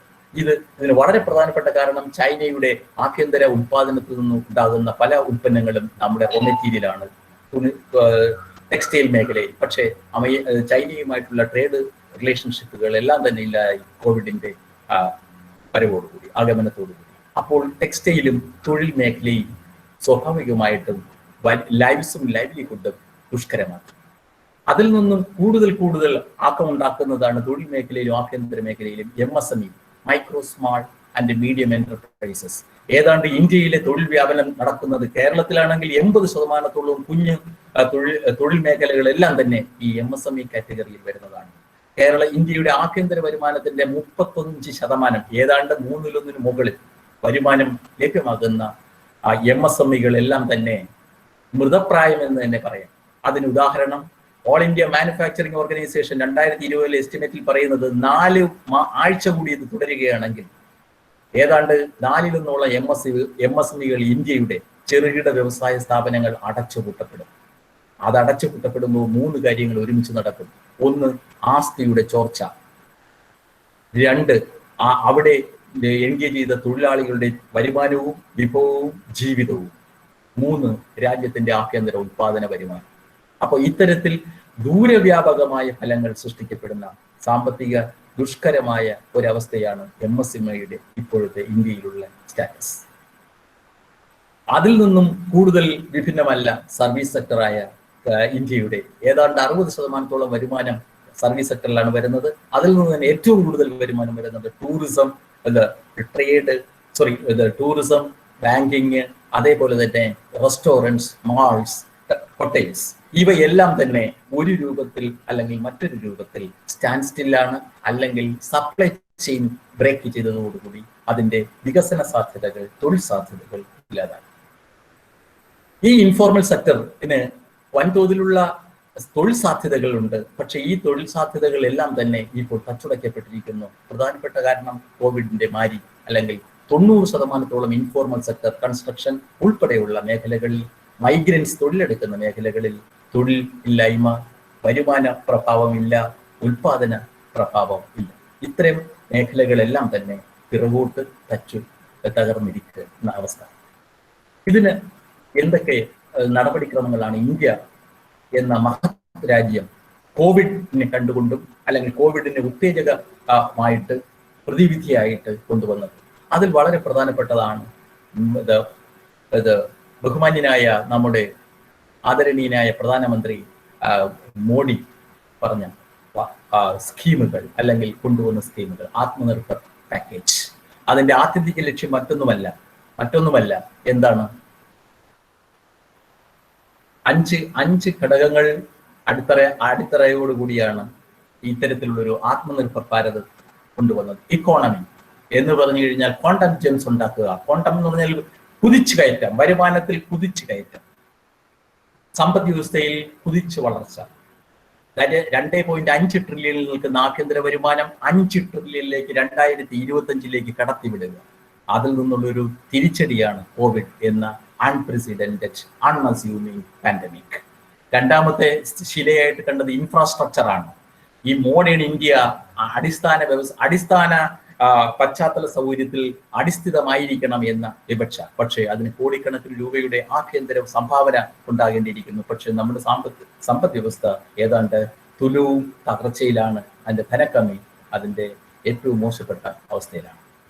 മൂന്നാമത്തത് ടെക്നോളജി നൂതന സാങ്കേതിക വിദ്യയിൽ ഡിജിറ്റൽ ഡിവൈഡിൽ നിന്ന് ഡിജിറ്റൽ മോഡിലേക്ക് ഉള്ളൊരു പ്രയാണം. അവിടെ ഡെമോഗ്രഫിക് വൈബ്രന്റ്, നമ്മുടെ ഡെമോഗ്രഫിക് ഡിവിഡന്റിനെ എങ്ങനെ ഹ്യൂമൻ റിസോഴ്സ് ആക്കാം, ഹ്യൂമൻ റിസോഴ്സിനെ എങ്ങനെ ഹ്യൂമൻ ക്യാപിറ്റൽ ആക്കാം, ആ ഹ്യൂമൻ ക്യാപിറ്റൽ എങ്ങനെ വികസനത്തിന്റെ ചാലക ശക്തിയാക്കാം എന്ന നാലാമത്തെ ചില 5 ഡിമാൻഡ്. ഏറ്റവും കൂടുതൽ ചോദന ശക്തിയുള്ള രാജ്യമാക്കി മാറ്റുക. ഏതൊരു രാജ്യവും മുന്നോട്ട് കുതിക്കുന്നത് ഡിമാൻഡ് ഇൻഡ്യൂസ്ഡ് ഇൻവെസ്റ്റ്മെന്റ് ആണ്. ഇന്ത്യയെ ഇപ്പോഴേ കാർന്നതിൽ നിന്ന് ഏറ്റവും വലിയ ചോദ്യാവസ്ഥയിൽ തിരിച്ചാണ് ചോദ്യമായ ഡിമാൻഡ്. ആവശ്യത്തിന് ചോദനാവസ്ഥയില്ല, ആയതിനാൽ നിക്ഷേപമില്ല. ഇതെല്ലാം കാർഷിക മേഖലയിലും അതേപോലെ തന്നെ വ്യാവസായിക മേഖലയിലും തിരിച്ചടികൾ ഉണ്ടാകും. അത്തരം സന്ദർഭത്തിലാണ് 20.97 കോടി രൂപയുടെ പാക്കേജ് ഇന്ത്യൻ പ്രൈം മിനിസ്റ്റർ പ്രഖ്യാപിക്കുന്നത്. ഇന്ത്യൻ പ്രൈം മിനിസ്റ്ററും ഇന്ത്യയുടെ ഫിനാൻസ് മിനിസ്റ്റർ നിർമ്മൽ സീതാരാമൻ നരേഗയുടെ തൊഴിൽ സാധ്യതയും അതേപോലെ തന്നെ അലോക്കേഷനും വർദ്ധിപ്പിച്ചു. അതേപോലെ തന്നെ ജൻധൻ, സ്ത്രീകൾക്ക് ജൻധൻ അക്കൗണ്ടിൽ നിക്ഷേപം കൊടുത്തു. LPG സിലിണ്ടറിന്റെ ലഭ്യത ഉറപ്പുവരുത്തി.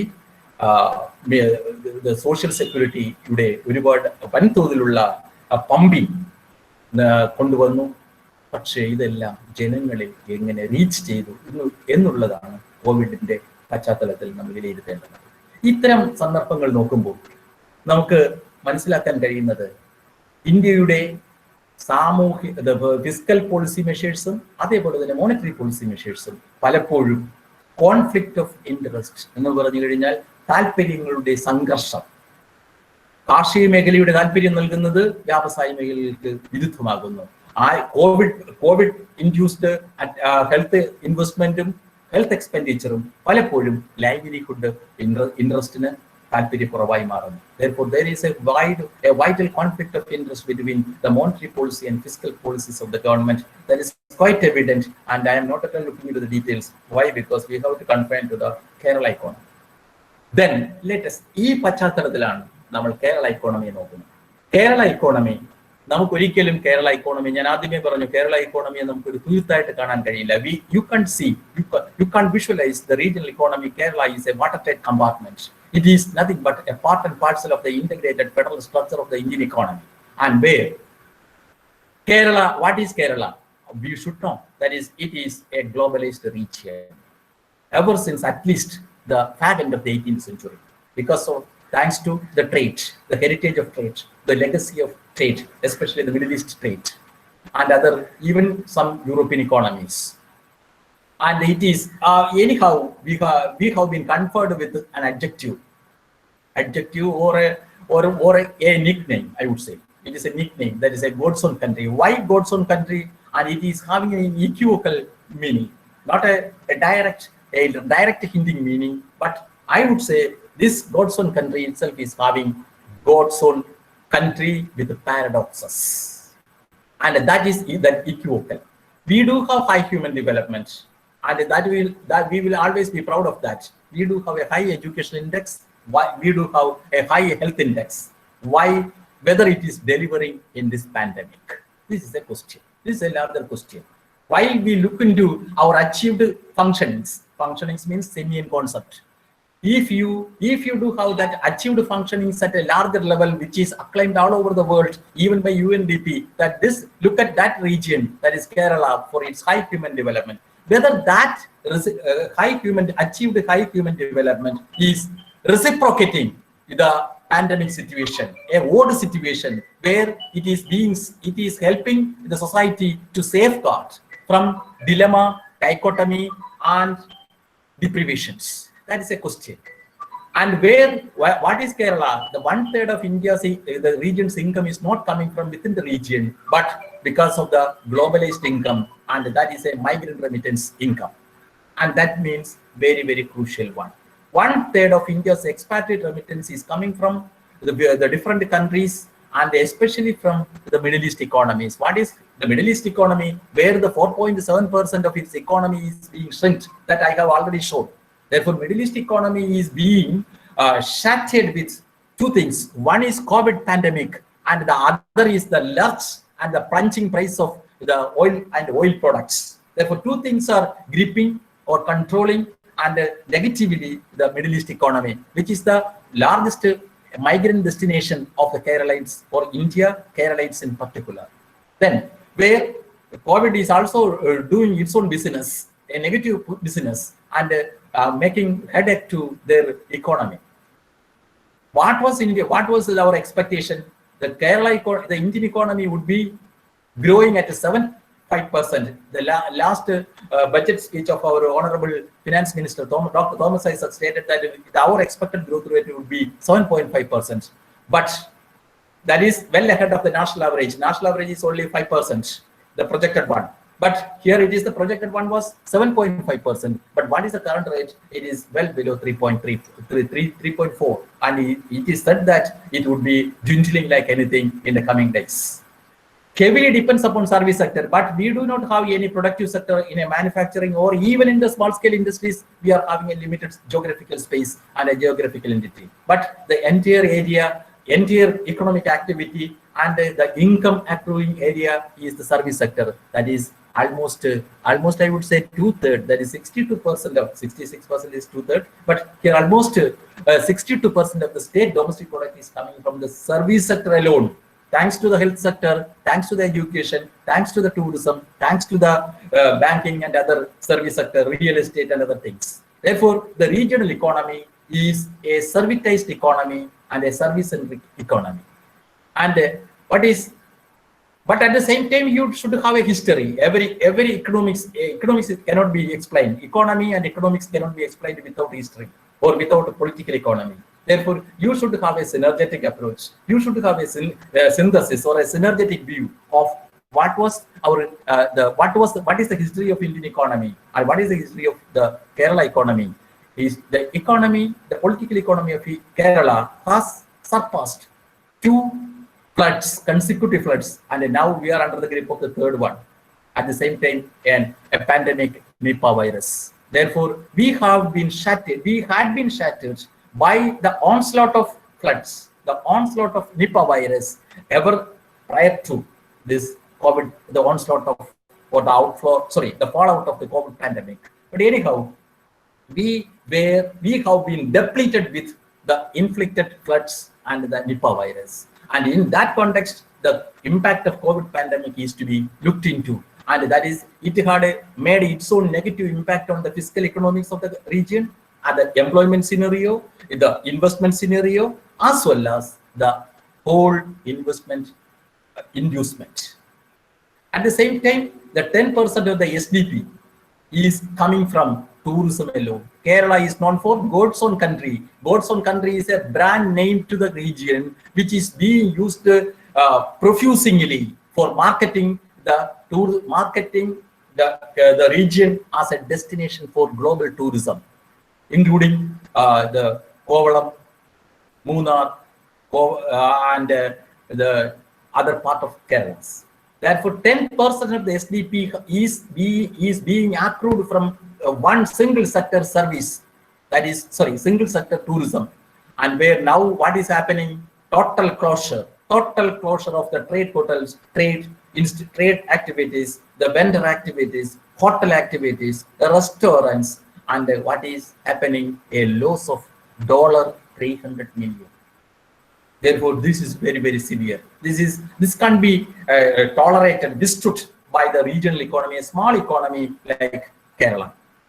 Hotels and restaurants closed down because even though the lockdown is permitting, the upliftment of the lockdown is permitting to make the hotels open or remain open, but it is being checked because these hotels and restaurants are being affected with the lack of break-even. They can't meet their own cost invested because a lesser turnout of the aspirants and eateries. Impact of then the COVID. What has happened to COVID?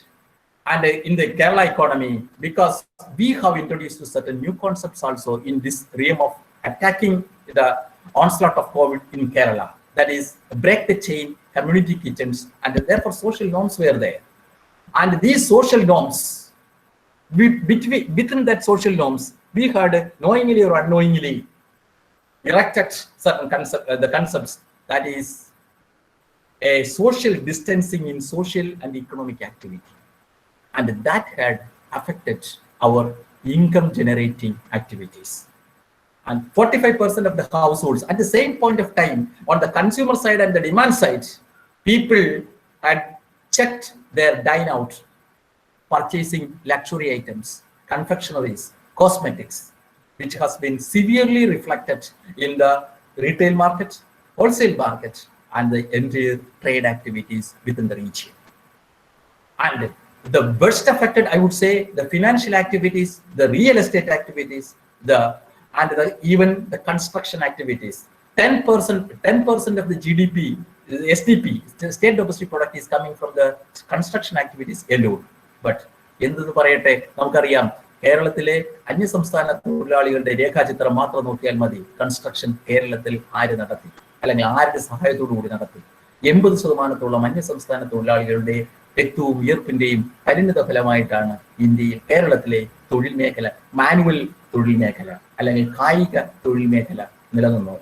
അത് ഒരൊറ്റ ദിവസം കൊണ്ട് അല്ലെങ്കിൽ ഒരു മാസം കൊണ്ട് അവരുടെ പ്രയാണം, that is the exodus of the interstate migrants to their own destination, and the labor market has been severely vacuumed with their exodus, and that has ultimately resulted the total standstill of construction activity, which is considered to be the most important leveraging activity of the region. ഇതിന്റെ link real എസ്റ്റേറ്റിലും reflect ചെയ്യപ്പെടുകയുണ്ടായി. ഒപ്പം തന്നെ ആളുകളിൽ small enterprise, manufacturing, trade service sector, ഇങ്ങനെയുള്ള ചെറുകിട തൊഴിൽ സാമ്പത്തിക മേഖലകളെല്ലാം തന്നെ മന്ദീഭവിക്കുകയും, ഈ മന്ദീഭവിച്ചതിന്റെ പശ്ചാത്തലം അവിടെയും രാഷ്ട്രീയ ചിത്രം നമ്മൾ നോക്കണം, അല്ലെങ്കിൽ രാഷ്ട്രീയ ചരിത്രം നോക്കണം. കേരളം 2 തരം ഓൺസ്ലോട്ടുകൾക്ക് വിധേയമായതാണ്. ഫ്ലഡും നിപ്പ വൈറസും മാത്രമല്ല, 2 സാമ്പത്തിക നയങ്ങളുടെ പരിണിത ഫലം. ഒന്ന് ഡിമോണിറ്റൈസേഷൻ 2017, രണ്ടാമത്തത് GST. എല്ലാ സംസ്ഥാനങ്ങളും ഉൾക്കൊണ്ടുവെങ്കിലും കേരളം ഒരു ഉപഭോക്തൃ സംസ്ഥാനമായപ്പോൾ, കേരളം എപ്പോഴും ഒരു ഉപഭോക്തൃ സംസ്ഥാനമല്ലാതെ ഉത്പാദന മേഖലയുടെ അടിസ്ഥിത സമ്പദ് വ്യവസ്ഥയല്ല. അപ്പോൾ ഉപഭോക്തൃ സംസ്ഥാനങ്ങളെ ഡിമോണിറ്റൈസേഷൻ കൂടുതൽ പ്രതികൂലമായി ബാധിച്ചു. അതിൽ കേരളം വളരെയധികം ആഘാതം ഏറ്റുവാങ്ങേണ്ടി വരുന്നു. അതേപോലെ തന്നെ ഗുരുതരമായ GST, ശാസ്ത്രീയ അടിത്തറ കുറഞ്ഞ GSTയുടെ ആവിഷ്കാരം കേരളത്തിലെ ഉപഭോക്തൃ സപ്ലൈ ചെയിൻ ഓഫ് മാർക്കറ്റിങ്ങിനെ വൻതോതിൽ ബാധിച്ചു. ചെറുകിട ഇടത്തര കച്ചവടക്കാരെ കൂടുതൽ സാരമായി ബാധിച്ചു. ഇതെല്ലാം പരിണിത ഫലമായി ഉണ്ടായത് എന്താണ്? MSMEകൾ, ചെറുകിട വ്യവസായ സ്ഥാപനങ്ങൾ, അവർ 2 തരം പ്രശ്നങ്ങൾ ഒരേ സമയത്ത് അഭിമുഖീകരിക്കേണ്ടി വന്നു. ഒന്ന്, അവർക്ക് ദ്രവത്വം, കയ്യിൽ പൈസ ഇല്ല, അല്ലെങ്കിൽ കയ്യിൽ ലിക്വിഡ് എമൗണ്ട് ഇല്ല എന്നൊരവസ്ഥ. കാരണം അനുദിനം അവരുടെ തൊഴിൽ മേഖലകളിൽ ഡിമാൻഡ് ഇല്ലാതിരുന്നപ്പോൾ പല സാധനങ്ങളും വിറ്റഴിക്കാതെയായി. അവയെല്ലാം തന്നെ സാമ്പത്തിക നഷ്ടം വിളിച്ചു വരുത്തുന്നതുണ്ടായി. അതുകൊണ്ട് തന്നെ അവർ വാങ്ങിയെടുത്ത കടങ്ങൾ തിരിച്ചടയ്ക്കാൻ പറ്റുന്ന അവസ്ഥയിലല്ലാതാകുന്നു. അതൊരു സോൾവൻസി ക്വസ്റ്റ്യൻ വരുന്നു. ഒപ്പം തന്നെ ഭാവിയിലെ നിക്ഷേപ പ്രവർത്തനങ്ങൾക്കുള്ള ദ്രവത്വമില്ലായ്മ. Therefore, at the same point of time, they are facing the question of liquidity and solvency. ഇത് ഭാവിയെ ഇരുട്ട് നിർത്താൻ പലപ്പോഴും നിക്ഷേപകരെ സഹായിച്ചു. ഇതിനുപരിയായിട്ട് നമ്മുടെ വളരെ പ്രധാനമായിട്ട് നമുക്ക് വിദേശ നാണയം തന്നിരുന്ന സ്പൈസസ്, ഇങ്ങനെയുള്ള പലതരം പ്രോഡക്റ്റുകൾ നമുക്ക് കയറ്റുമതി ചെയ്യാൻ കഴിയാത്ത അവസ്ഥ വന്നു. സ്വാഭാവികമായി പല രാജ്യങ്ങളും കയറ്റുമതിയെ പ്രോത്സാഹിപ്പിക്കാതെ അവരുടെ വരുമാനത്തിൽ ജീവിക്കുക എന്ന അവസ്ഥയിലേക്ക് പോയി. അതേപോലെ തന്നെ ചെറുകിട വ്യവസായ സംരംഭങ്ങൾ മറ്റൊരു വളരെ പ്രധാനപ്പെട്ട പ്രശ്നം. ചൈനയാണ് ലോകത്ത് ഏറ്റവും കൂടുതൽ ഇന്റർമീഡിയറ്റ് പ്രോഡക്ട്സ്, മറ്റുള്ള വ്യവസായ സ്ഥാപനങ്ങൾക്ക് വേണ്ടുന്ന ഉൽപ്പന്നങ്ങൾ നിർമ്മിക്കുന്ന ഒരു വളരെ പ്രധാനപ്പെട്ട ഹബ്ബാണ് ചൈന, ലോകരാജ്യങ്ങൾ. പക്ഷെ ചൈനയുടെ ആദ്യമായിട്ട് വുഹാനിലാണ്, എല്ലാവർക്കും അറിയാം, വുഹാനിലാണ് കോവിഡ് വന്നത്. ആ കോവിഡ് ചൈനയിൽ വന്നതോടുകൂടി തന്നെ പല ഇന്റർമീഡിയറ്റ് പ്രോഡക്ട്സിന്റെയും കയറ്റുമതിയും ഇറക്കുമതിയും സ്റ്റാൻഡ് സ്റ്റില്ലായി. കേരളം അതിൽ വളരെയധികം സാരമായി ബാധിക്കും. കാരണം കേരളത്തിൽ വൻതോതിൽ ഉൽപ്പാദിപ്പിക്കുന്ന ആൻസിലറി പ്രോഡക്ട്സുകളുണ്ട്, ചെറുകിട ഉൽപ്പന്നങ്ങളുണ്ട്. ആ ഉൽപ്പന്നങ്ങളുടെ നിർമ്മാണങ്ങളെല്ലാം തന്നെ MSMEകളിലാണ് നടന്നു വന്നത്. ആ MSMEകളെല്ലാം തന്നെ നിശ്ചലമായി because of shortage of raw materials which has been primarily imported from China, the great country China. ഇതും വളരെയധികം പ്രശ്നങ്ങൾ ഉണ്ടാക്കി. അതിനുപരിയായിട്ട് തന്നെ നമ്മുടെ കേരളത്തിൽ നിന്ന് കയറ്റുമതി ചെയ്യപ്പെട്ടിട്ടുള്ള സുഗന്ധദ്രവ്യങ്ങൾ മറ്റുള്ള രാജ്യങ്ങളിൽ വേണ്ട, അവർക്ക് വേണ്ടാത്തതല്ല, അവർക്ക് വേണ്ടാത്തതിന് അതിനുപരിയായിട്ട് അവർക്ക് വരുമാന ശോച്യാവസ്ഥ ഉണ്ടാവുകയും സ്വാഭാവികമായിട്ട് ട്രേഡ് ബാൻ ഉണ്ടാവുകയും ഇത് കോവിഡിന്റെ മറ്റൊരു ദൂഷ്യഫലമായി അല്ലെങ്കിൽ സാമ്പത്തിക നെഗറ്റീവായിട്ട് നമ്മൾ കാണുന്നു. അതേപോലെ തന്നെ ക്രൂഡ് ഓയിൽ പ്രൈസ് ഇതിന് ആഘാതം കൂട്ടുന്ന തരത്തിലാണ്. Therefore, the entire crisis has been further aggravated by the severe dipping of crude oil prices at the international level and which had adversely affected the Middle East economy. Middle East economyക്ക് എന്തെങ്കിലും സംഭവിച്ചാൽ നമുക്ക് കുഴപ്പമില്ല, പക്ഷേ middle east economic സംഭവിച്ചാൽ കേരളക്കാർക്ക് കുഴപ്പമുണ്ട്. കേരളത്തിലെ 95% ആൾക്കാർ വസിക്കുന്നത്, ജീവിത ഉപാധി കാണുന്നത്, മൈഗ്രന്റിന്റെ 95% ആൾക്കാർ വസിക്കുന്നത്, ജീവിത ഉപാധി കാണുന്നത് മിഡിൽ ഈസ്റ്റ് ഇക്കോണമിയുടെ സാമ്പത്തിക താളത്തിന് ഒത്താണ്. ആ സാമ്പത്തിക താളത്തിലാണ് എന്താ പറയുക, the entire rhythm of economic activity and economic performance of Middle East economy had been nosedived, and the resultant result is nothing but there is labor displacement, and that labor displacement, to the unofficial data is telling that 4 lakh the Middle East migrant people had been evacuated or had been made their exodus. That means it is 2 things are happening. One is the rehabilitation of the income lost, asset loss, and employment seeking expatriate exodus in immigrants. Therefore, Kerala is facing a new dilemma. Dilemma is rehabilitation of the income loss, employment loss, and asset loss immigrants. And that is on the one hand. And at the same time, Kerala experiences another dichotomy. And what is that? That is 80% of the interstate migrants are working in the construction sector, but the entire migrants have been flown away or had made their flee. And what is the result? The labor market, the manual labor market is remain empty or vacuum, and the little bit of economic activity which has been started is being linked with the lack of labor force. Therefore, this is the paradox. Another paradox of the educational scenario of Kerala, or the skill segment scenario of Kerala, or the employment segment of Kerala. That is, on the one hand, rehabilitation of income, employment, and asset lost immigrants because of their exodus from the Middle East. And on the other hand, another exodus, and that is 80% of the unskilled laborers, the manual laborers who had hailed from the rest of the country and had been flown to their own state because of the COVID pandemic. Therefore, COVID pandemic is showering negative externalities like anything, and that is very crucial to the Kerala economy in particular. In the productive sector, the rehabilitation sector, the welfare sector, and the economic activity sector. Therefore, this is a very, very unique question. So many economies may not be having this type of pathetic situation. That is, on the one hand, the income accruing, the remittance sponsored immigrants have been flown back or have been made their own exodus to their home state, Kerala. That means the other way around is happening: rehabilitation of them, employment generation to them, and their welfare. But at the same time, the unskilled segment, the manual laborers, which had been supplied by the interstate migrants, have been eroded to their own home state. Therefore, there is a labor vacuum. Therefore, there is a stalemate. Certain policy interventions is rightly required. Then I am coming to the last portion of the presentation, the crisis. Therefore, every exogenous issues are having its own challenges and opportunities. What are the challenges of Kerala and what are the opportunities of Kerala? The challenges are like this, I would say: the outflow of migrant workers and its potential impacts on various economic activities of the state. But these migrant workers, the immigrants who have been who have made their exodus to the Kerala would be rightly utilized, because they are skilled, they are experienced, they are exposed to the new world of economic activity in the best prominent countries like Middle East economies, even Dubai, including Dubai. Therefore, how could we utilize the extra human resource out of the immigrants' exodus? But at the same time, how will you tackle the labor market, the domestic labor market? Why? Because of the exodus of the interstate migrants. That is, 80% of the labor force is being constituted by them only. How could you manage? How could you strike a balance between this stalemate? Therefore, that is a crisis. Then, the second crisis is a trade and a recession. Therefore, even though you are not at all growing, if other economies are growing, you could make some economic gain out of that because of migration. But now, no country is an exception. All countries are under the grip of this economic crisis. Therefore, you will not be going to get that sort of economic gain from another country. But you have to explore alternative economic opportunities. Therefore, trade may be viewed with a different angle.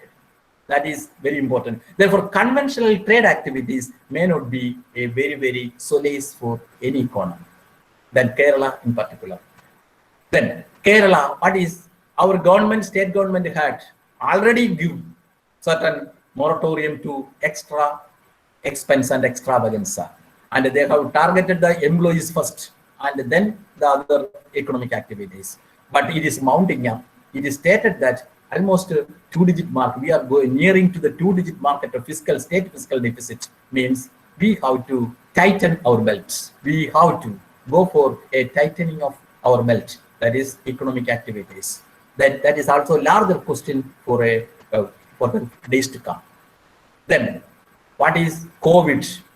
What is the characteristics of COVID-19? It is uncertain and inconclusive for the time being, at least. Therefore, it is uncertain as well as inconclusive. No a single vaccine has been emerged as a successful one. Therefore, you have to focus, even now, you have to focus on the primary health sector to the culminating, the ameliorating segments of the health structure. That means too much money is to be pumped. Too much money is to be pumped into the healthcare structure, in the paramedical and in the medical and in the innovation and in the pharmaceuticals. That means larger money is to be spent on the healthcare. Kerala should not be, even though Kerala is blessed with a healthcare structure, we have to expedite. That means there is further taxation on the fiscal burden. Then infrastructural expenditure also, that means health infrastructure you have to build up. That means finance demanding activity. Then the duration of the pandemic that I have already stated, that means you have to look into suitable strategies. And how will you? That means I would say job switching. Job switching would be very, very important, because nowadays, for Kasaragod anengil, pala തൊഴിലാളികളും വീടിന്റെ മുമ്പ് ഭക്ഷണ പൊതികളായിട്ട് നിൽക്കുകയാണ്. പല അവരവരുടെ വീടിന്റെ മുമ്പ് എന്താണ്, റോഡിൽ പോകുന്ന സഞ്ചരിക്കുന്ന ആൾക്കാർ ആ പൊതി വാങ്ങിക്കും. അന്ന് ഒരു 50 പൊതി വിൽക്കുമ്പോൾ അവരുടെ വരുമാനം. അപ്പോൾ ഓരോ തരത്തിലുള്ള പുത്തൻ തൊഴിൽ മേഖലകൾ കണ്ടെത്താനുള്ള ശ്രമം. Therefore, a skill switching and a job switching, that is very important. Otherwise, you couldn't adapt the new normal. Therefore, your conventional skill may not be helping. An altered skill would be helping. Altered skill may not be helping. New employment avenues, new job opportunities, and new economic opportunities, I would say. And at the same time, gig economy. Gig economy means everything in the online service where a insecure job but secured income. That is gig economy in its normal way. For example, if you want eateries, you could make it online, and if some people will be there, a chain of suppliers would be there, they will be providing it, but that laborers are not regular employees. Therefore, Total casualization, no security of income, no security of employment. But while you do, you are having a security of income. While you are not at all doing any job, you are not at all having any security of income. But therefore, a secured job becomes a misnomer because it is online. If X is not coming, X1, X2, X3, Xn-1 would be there. There will be a long queue because online mode is penetrating regardless of caste, color, creed, and gender. Therefore, a gig economy may be a way out, but way out not in a single solution, but it may be an alternative.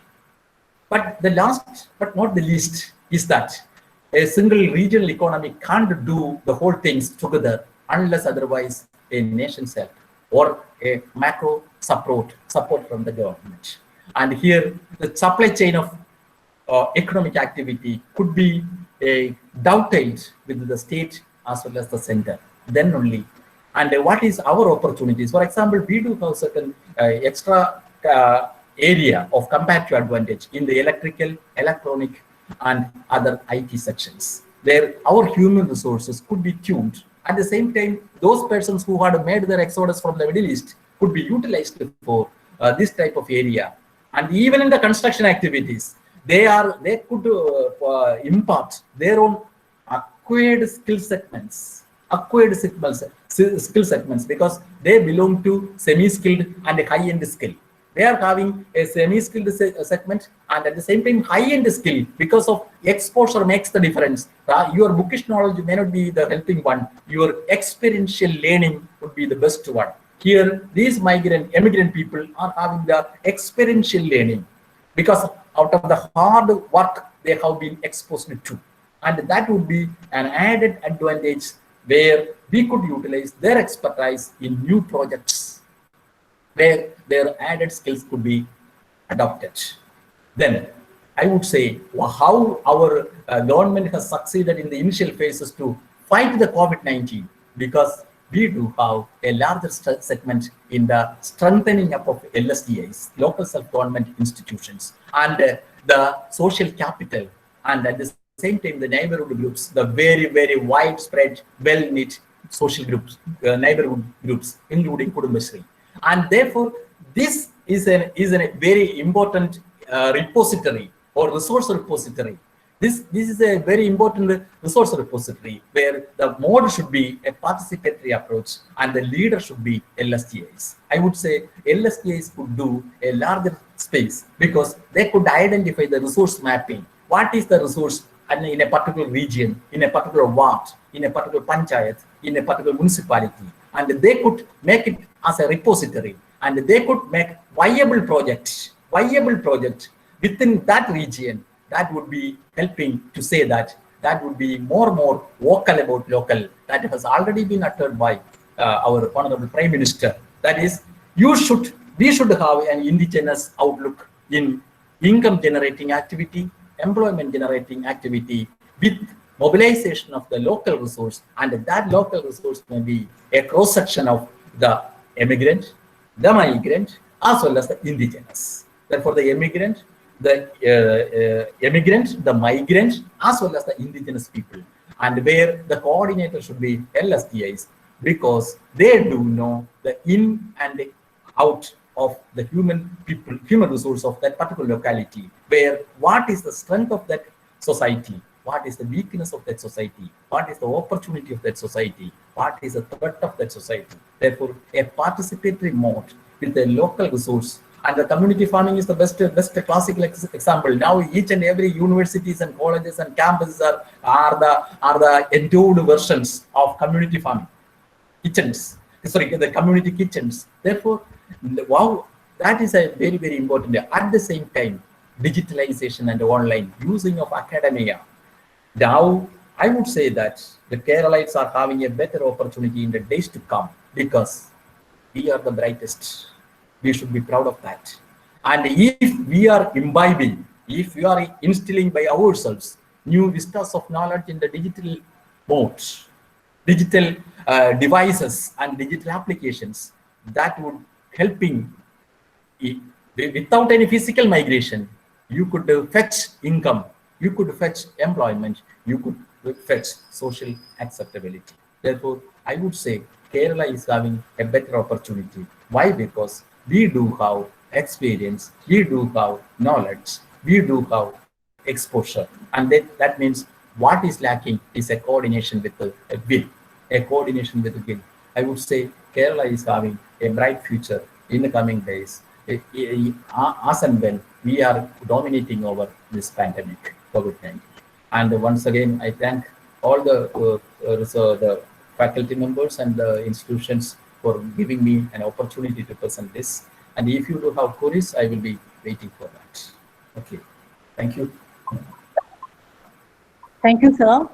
So for the last almost 1 hour, we have been listening to a very informative and resourceful talk by Professor K.G. Baiju. So he was talking to us about how COVID has affected our economy and the various industries, including agriculture, food industry, textile industry, and so on. So it was actually a clear-cut and in-depth analysis of our economic status.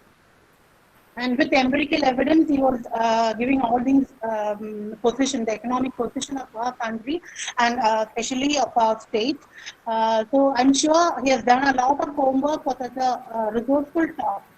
And many of the participants have also the same opinion. They have put it in the chat box. So I congratulate you, sir, for such a beautiful and live session and a wonderful session, very informative.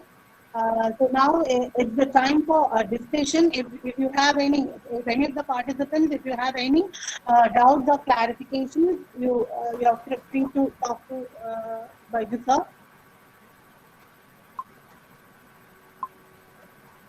Or you can also put it in the chat box. Otherwise, we'll be winding up the session.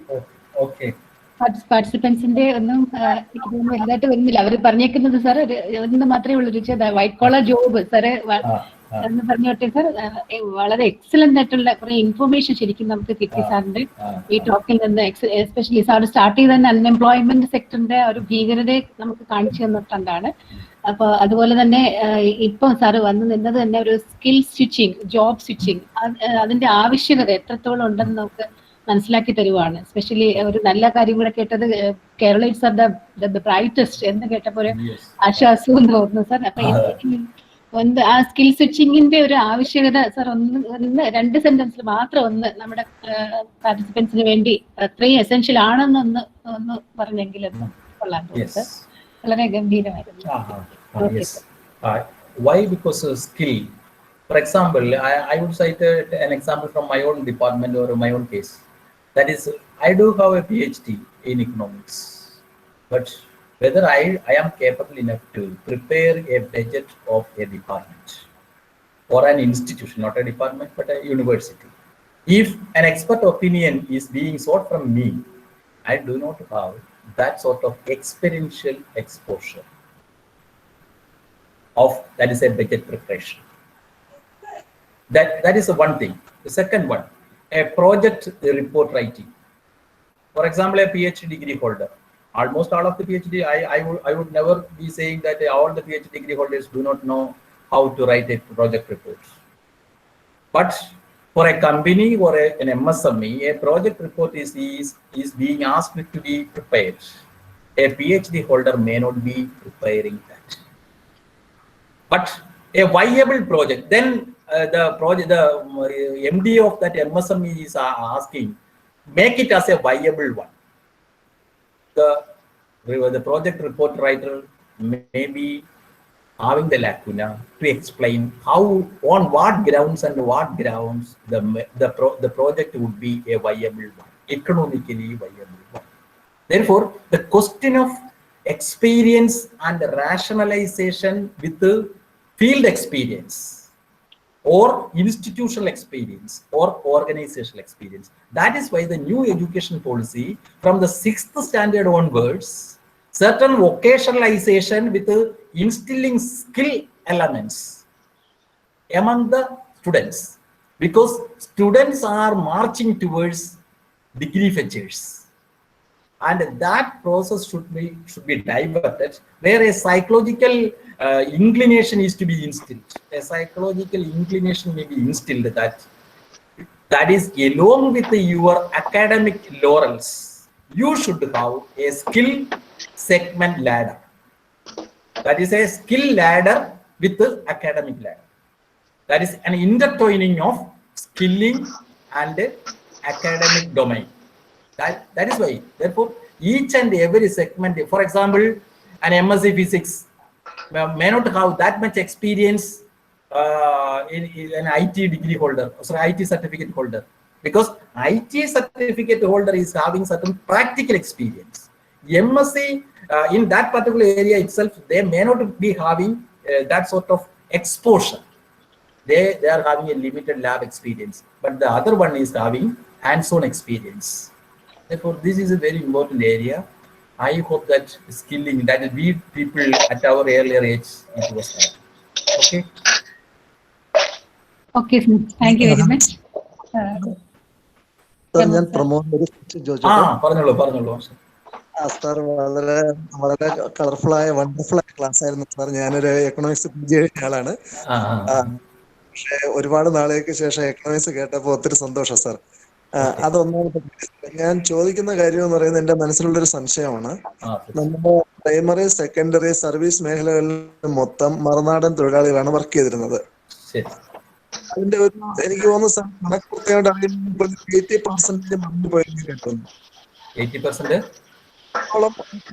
പോയതായിട്ട് sir.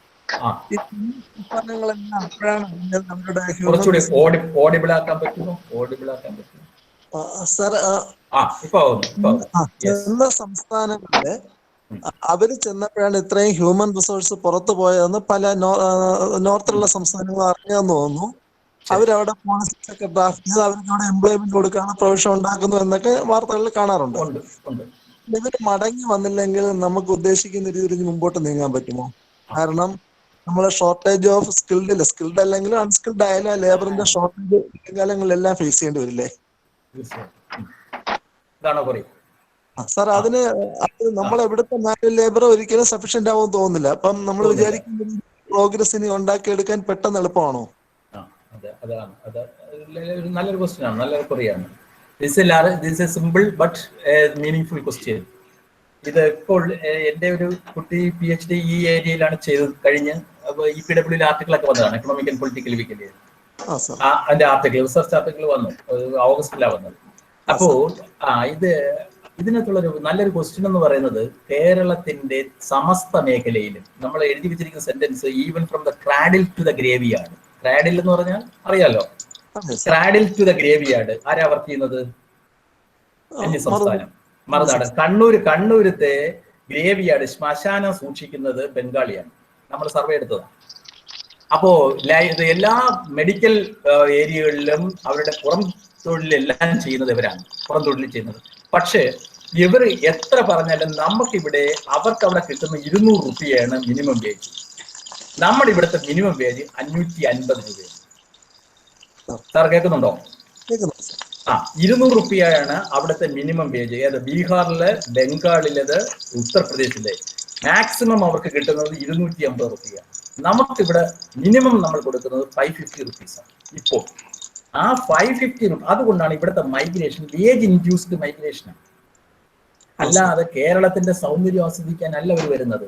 അവർക്ക് ഒരു ദിവസം ഇവിടെ പണിയെടുത്താൽ 3 മടങ്ങ് നാട്ടിൽ കിട്ടുന്നതിനേക്കാളും 3 മടങ്ങ് വരുമാനം കിട്ടും. ഒപ്പം തന്നെ 6 മണിക്ക് ശേഷം അവർ വർക്ക് ചെയ്യുന്ന ഓരോ മണിക്കൂറിന് 100 രൂപ വെച്ച് അധികം കിട്ടും ഓവർ ടൈം. പലപ്പോഴും ഇവിടുത്തെ പല കൺസ്ട്രക്ഷൻ ആക്ടിവിറ്റിയും രാത്രി കാലങ്ങളിലാണ് നടക്കുന്നത്. ഉദാഹരണത്തിന് മെട്രോ, കൊച്ചിയിലെ മെട്രോയുടെ പണി കൂടുതൽ നടക്കുന്നത് രാത്രിയാണ്. രാത്രി നടക്കുമ്പോൾ ഇവർക്ക് 600 രൂപയ്ക്ക് ഉപരിയായിട്ട് കുറഞ്ഞതൊരു 400-500 രൂപ ഓവർ ടൈം കിട്ടും.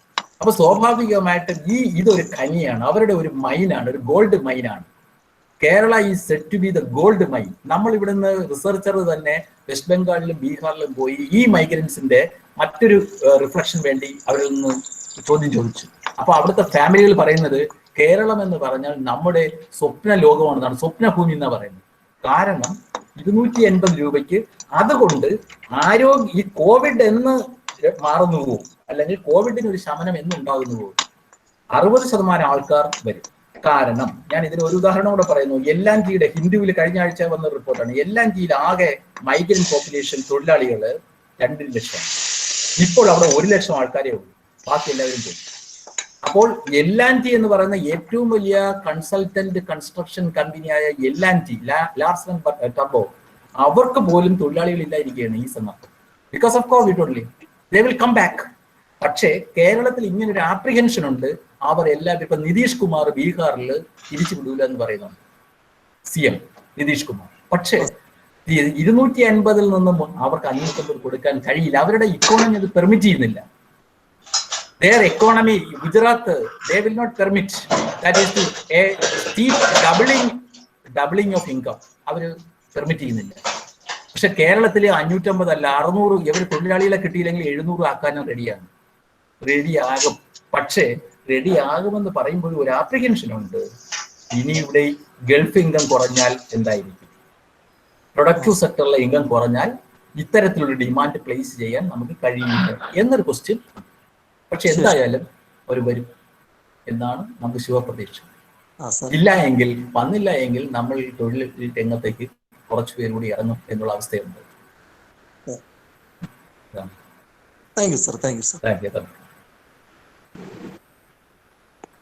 സാറേ ഗുഡ് മോർണിംഗ് സർ.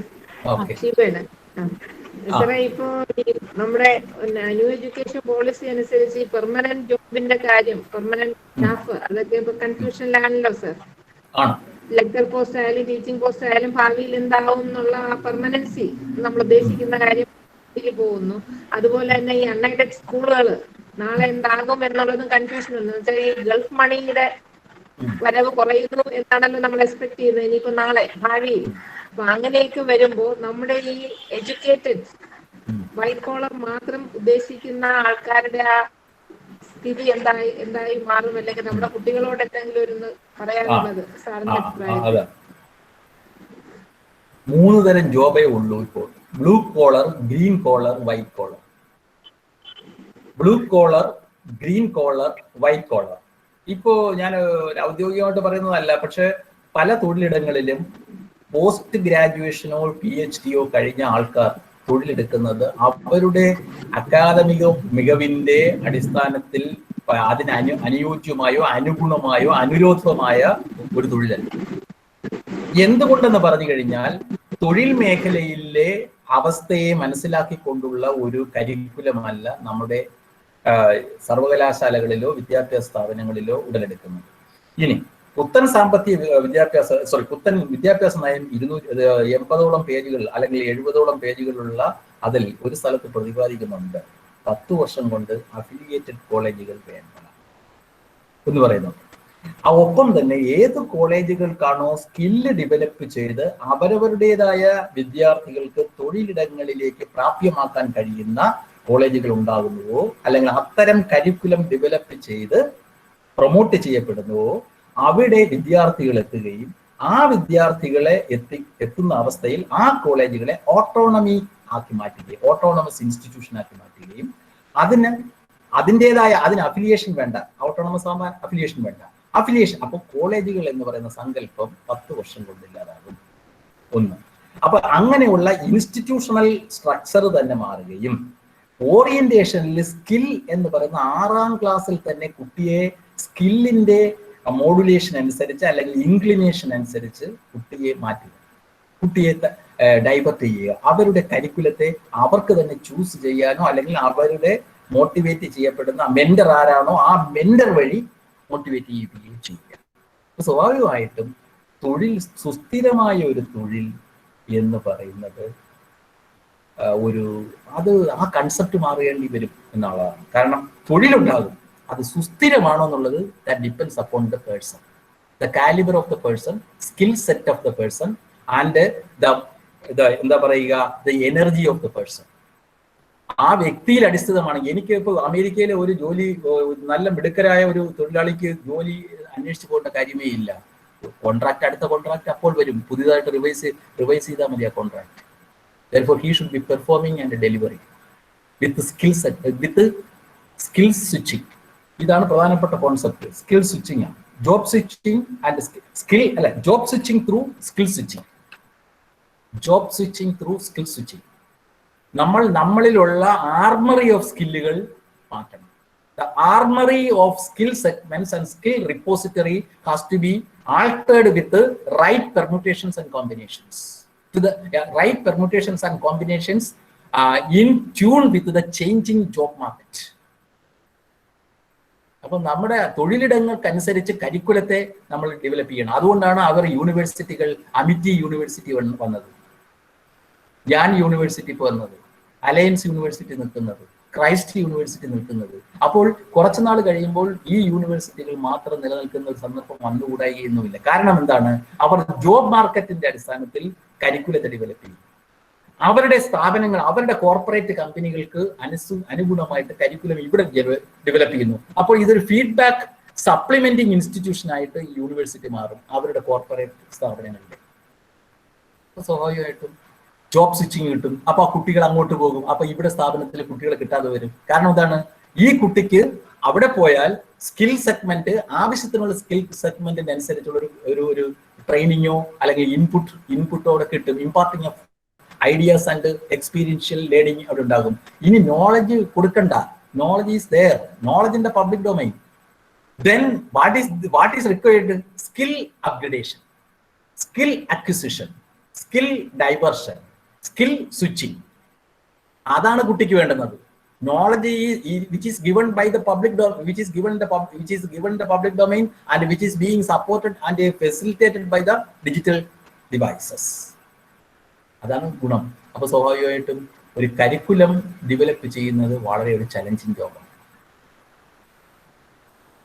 ഇതാണ് എൻ്റെ പെർസെപ്ഷൻ. കാരണം ഞാൻ ഈ ന്യൂ എഡ്യൂക്കേഷൻ പോളിസി വായിച്ചപ്പോൾ മനസ്സിലാക്കിയത് after 10 years this would be happen. Okay okay sir. Thank you very much sir. Reetha teacher, അടുത്തേക്ക് സ്റ്റുഡൻസിന് ആർക്കും ഒന്ന് ചോദിക്കാനില്ലേ? Aspects of Kerala state and also some of the solutions also. So thank you once again, sir. May I now request Ms. Aparna of Narayana to propose the vote of thanks. Aparna is here. കേൾക്കാമോ? കേൾക്കാം.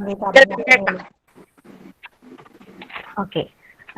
So, good afternoon, Manan.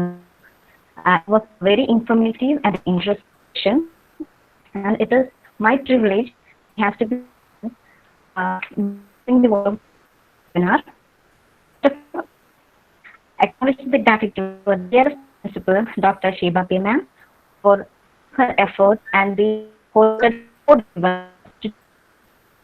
Hello. കേൾക്കാം അപർണ, പറഞ്ഞോളൂ, continue ചെയ്യൂ. പറഞ്ഞോളൂ.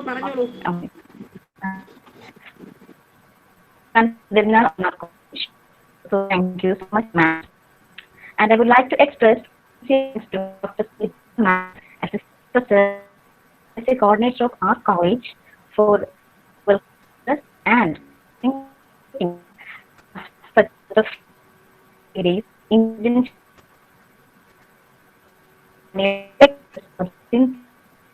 to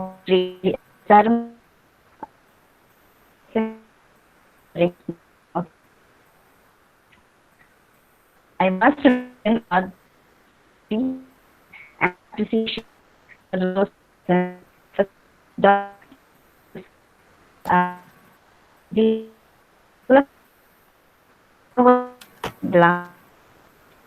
the integral and of COVID. Thank you so much. On behalf of our college, teachers, and friends, I extend a hearty word of to you. Further, I would like to thank the Assistant Professor, Sree Narayana College, for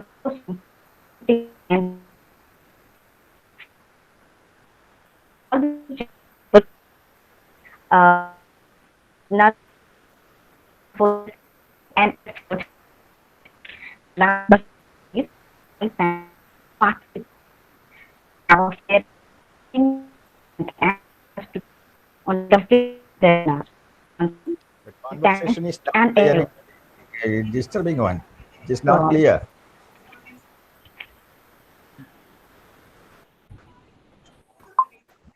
Aparna. Hello, ma'am. Hello, ma'am. ഇടയ്ക്കിടയ്ക്ക് interruption ഉണ്ടല്ലോ മൈക്കില് കേൾക്കുന്നില്ല.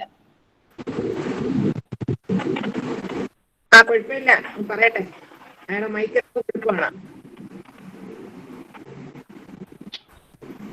Continue ചെയ്തോ അപർണ. മാം ഞാൻ complete ചെയ്തു. Complete ചെയ്തു. Hello ma'am. Okay, complete ചെയ്തു, കേട്ടു. മാം ഞാൻ കംപ്ലീറ്റ് ചെയ്തു. ഹലോ. ഓക്കെ അപർണ. ഓക്കെ ശിബിരിച്ച് ബൈജു സാറിന്റെ സാർ അങ്ങോട്ട് പോയെന്ന് തോന്നുന്നു. കേൾക്കാമോ? എന്തായാലും സ്റ്റുഡൻസ് എല്ലാവർക്കും ഇൻഫോർമേറ്റീവ് ആയിരുന്നു എന്ന് വിചാരിക്കുന്നു. വളരെ നല്ലൊരു സെഷൻ ആയിരുന്നു. നിങ്ങൾക്ക് ഇനിയും എന്തെങ്കിലും സംശയങ്ങളുണ്ടെങ്കിൽ സാറുമായിട്ട് കോൺടാക്ട് ചെയ്യാം, നിങ്ങൾക്ക് അത് ചോദിക്കാം. അപ്പോ എല്ലാം പാർട്ടിസിപ്പേറ്റ് ചെയ്ത എല്ലാ സ്റ്റുഡൻസിനും അതുപോലെ തന്നെ ഇത് ഓർഗനൈസ് ചെയ്ത ടീച്ചേഴ്സിനും ഇത് തന്നെ റിസോഴ്സ് പേഴ്സണായി എത്തിയ സാറിന് പ്രത്യേകം നന്ദി അർപ്പിക്കുന്നു. നമുക്കിതിനെ കൺക്ലൂഡ് ചെയ്യാം. ടീച്ചർ കൺക്ലൂഡ് ചെയ്തൂടെ ടീച്ചർ? കൺക്ലൂഡ് ചെയ്യാൻ ടീച്ചർ. ഫീഡ്ബാക്കിന്റെ കാര്യം കൂടെ ഒന്ന് പറയണേ teacher. Feedback link is given in the chat box, so please fill up the link and send it back so that you will be getting the certificate. Those who have attended the inaugural function from outside the college, our വേണ്ടിയിട്ടാണ് ഞാൻ സ്പെഷ്യലായിട്ട് പറയുന്നത്. And even all those who have participated, all the students and all those who have participated can fill up the feedback form and send it back, please. So this is a national anthem. Okay, now it's time for national anthem. Okay, you're winding up.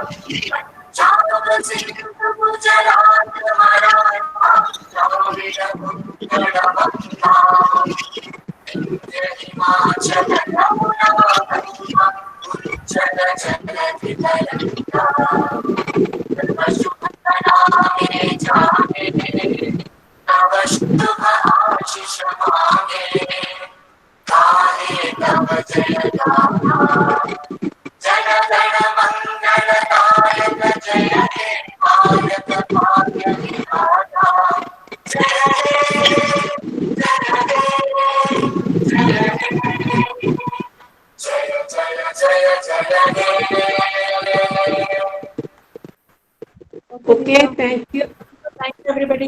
Once again, we thank each and every participant of the college and all the students of Sree Training College. We thank you once again. Thank you so much. Thank you. Okay, thank you. The second webinar will be most probably on 22nd. Most probably, the detailed brochure and the time, etc., will be sent to you later. Most probably on 22nd. Okay. All are invited for the remaining webinar series programs. Thank you. Thank you once again. Thank you, Baiju sir. Sir, okay, sir. എല്ലാവരോടും അങ്ങോട്ട് പോയി ശരി. Feedback link already chat ബോക്സിൽ ഇട്ടിട്ടുണ്ടായിരുന്നു.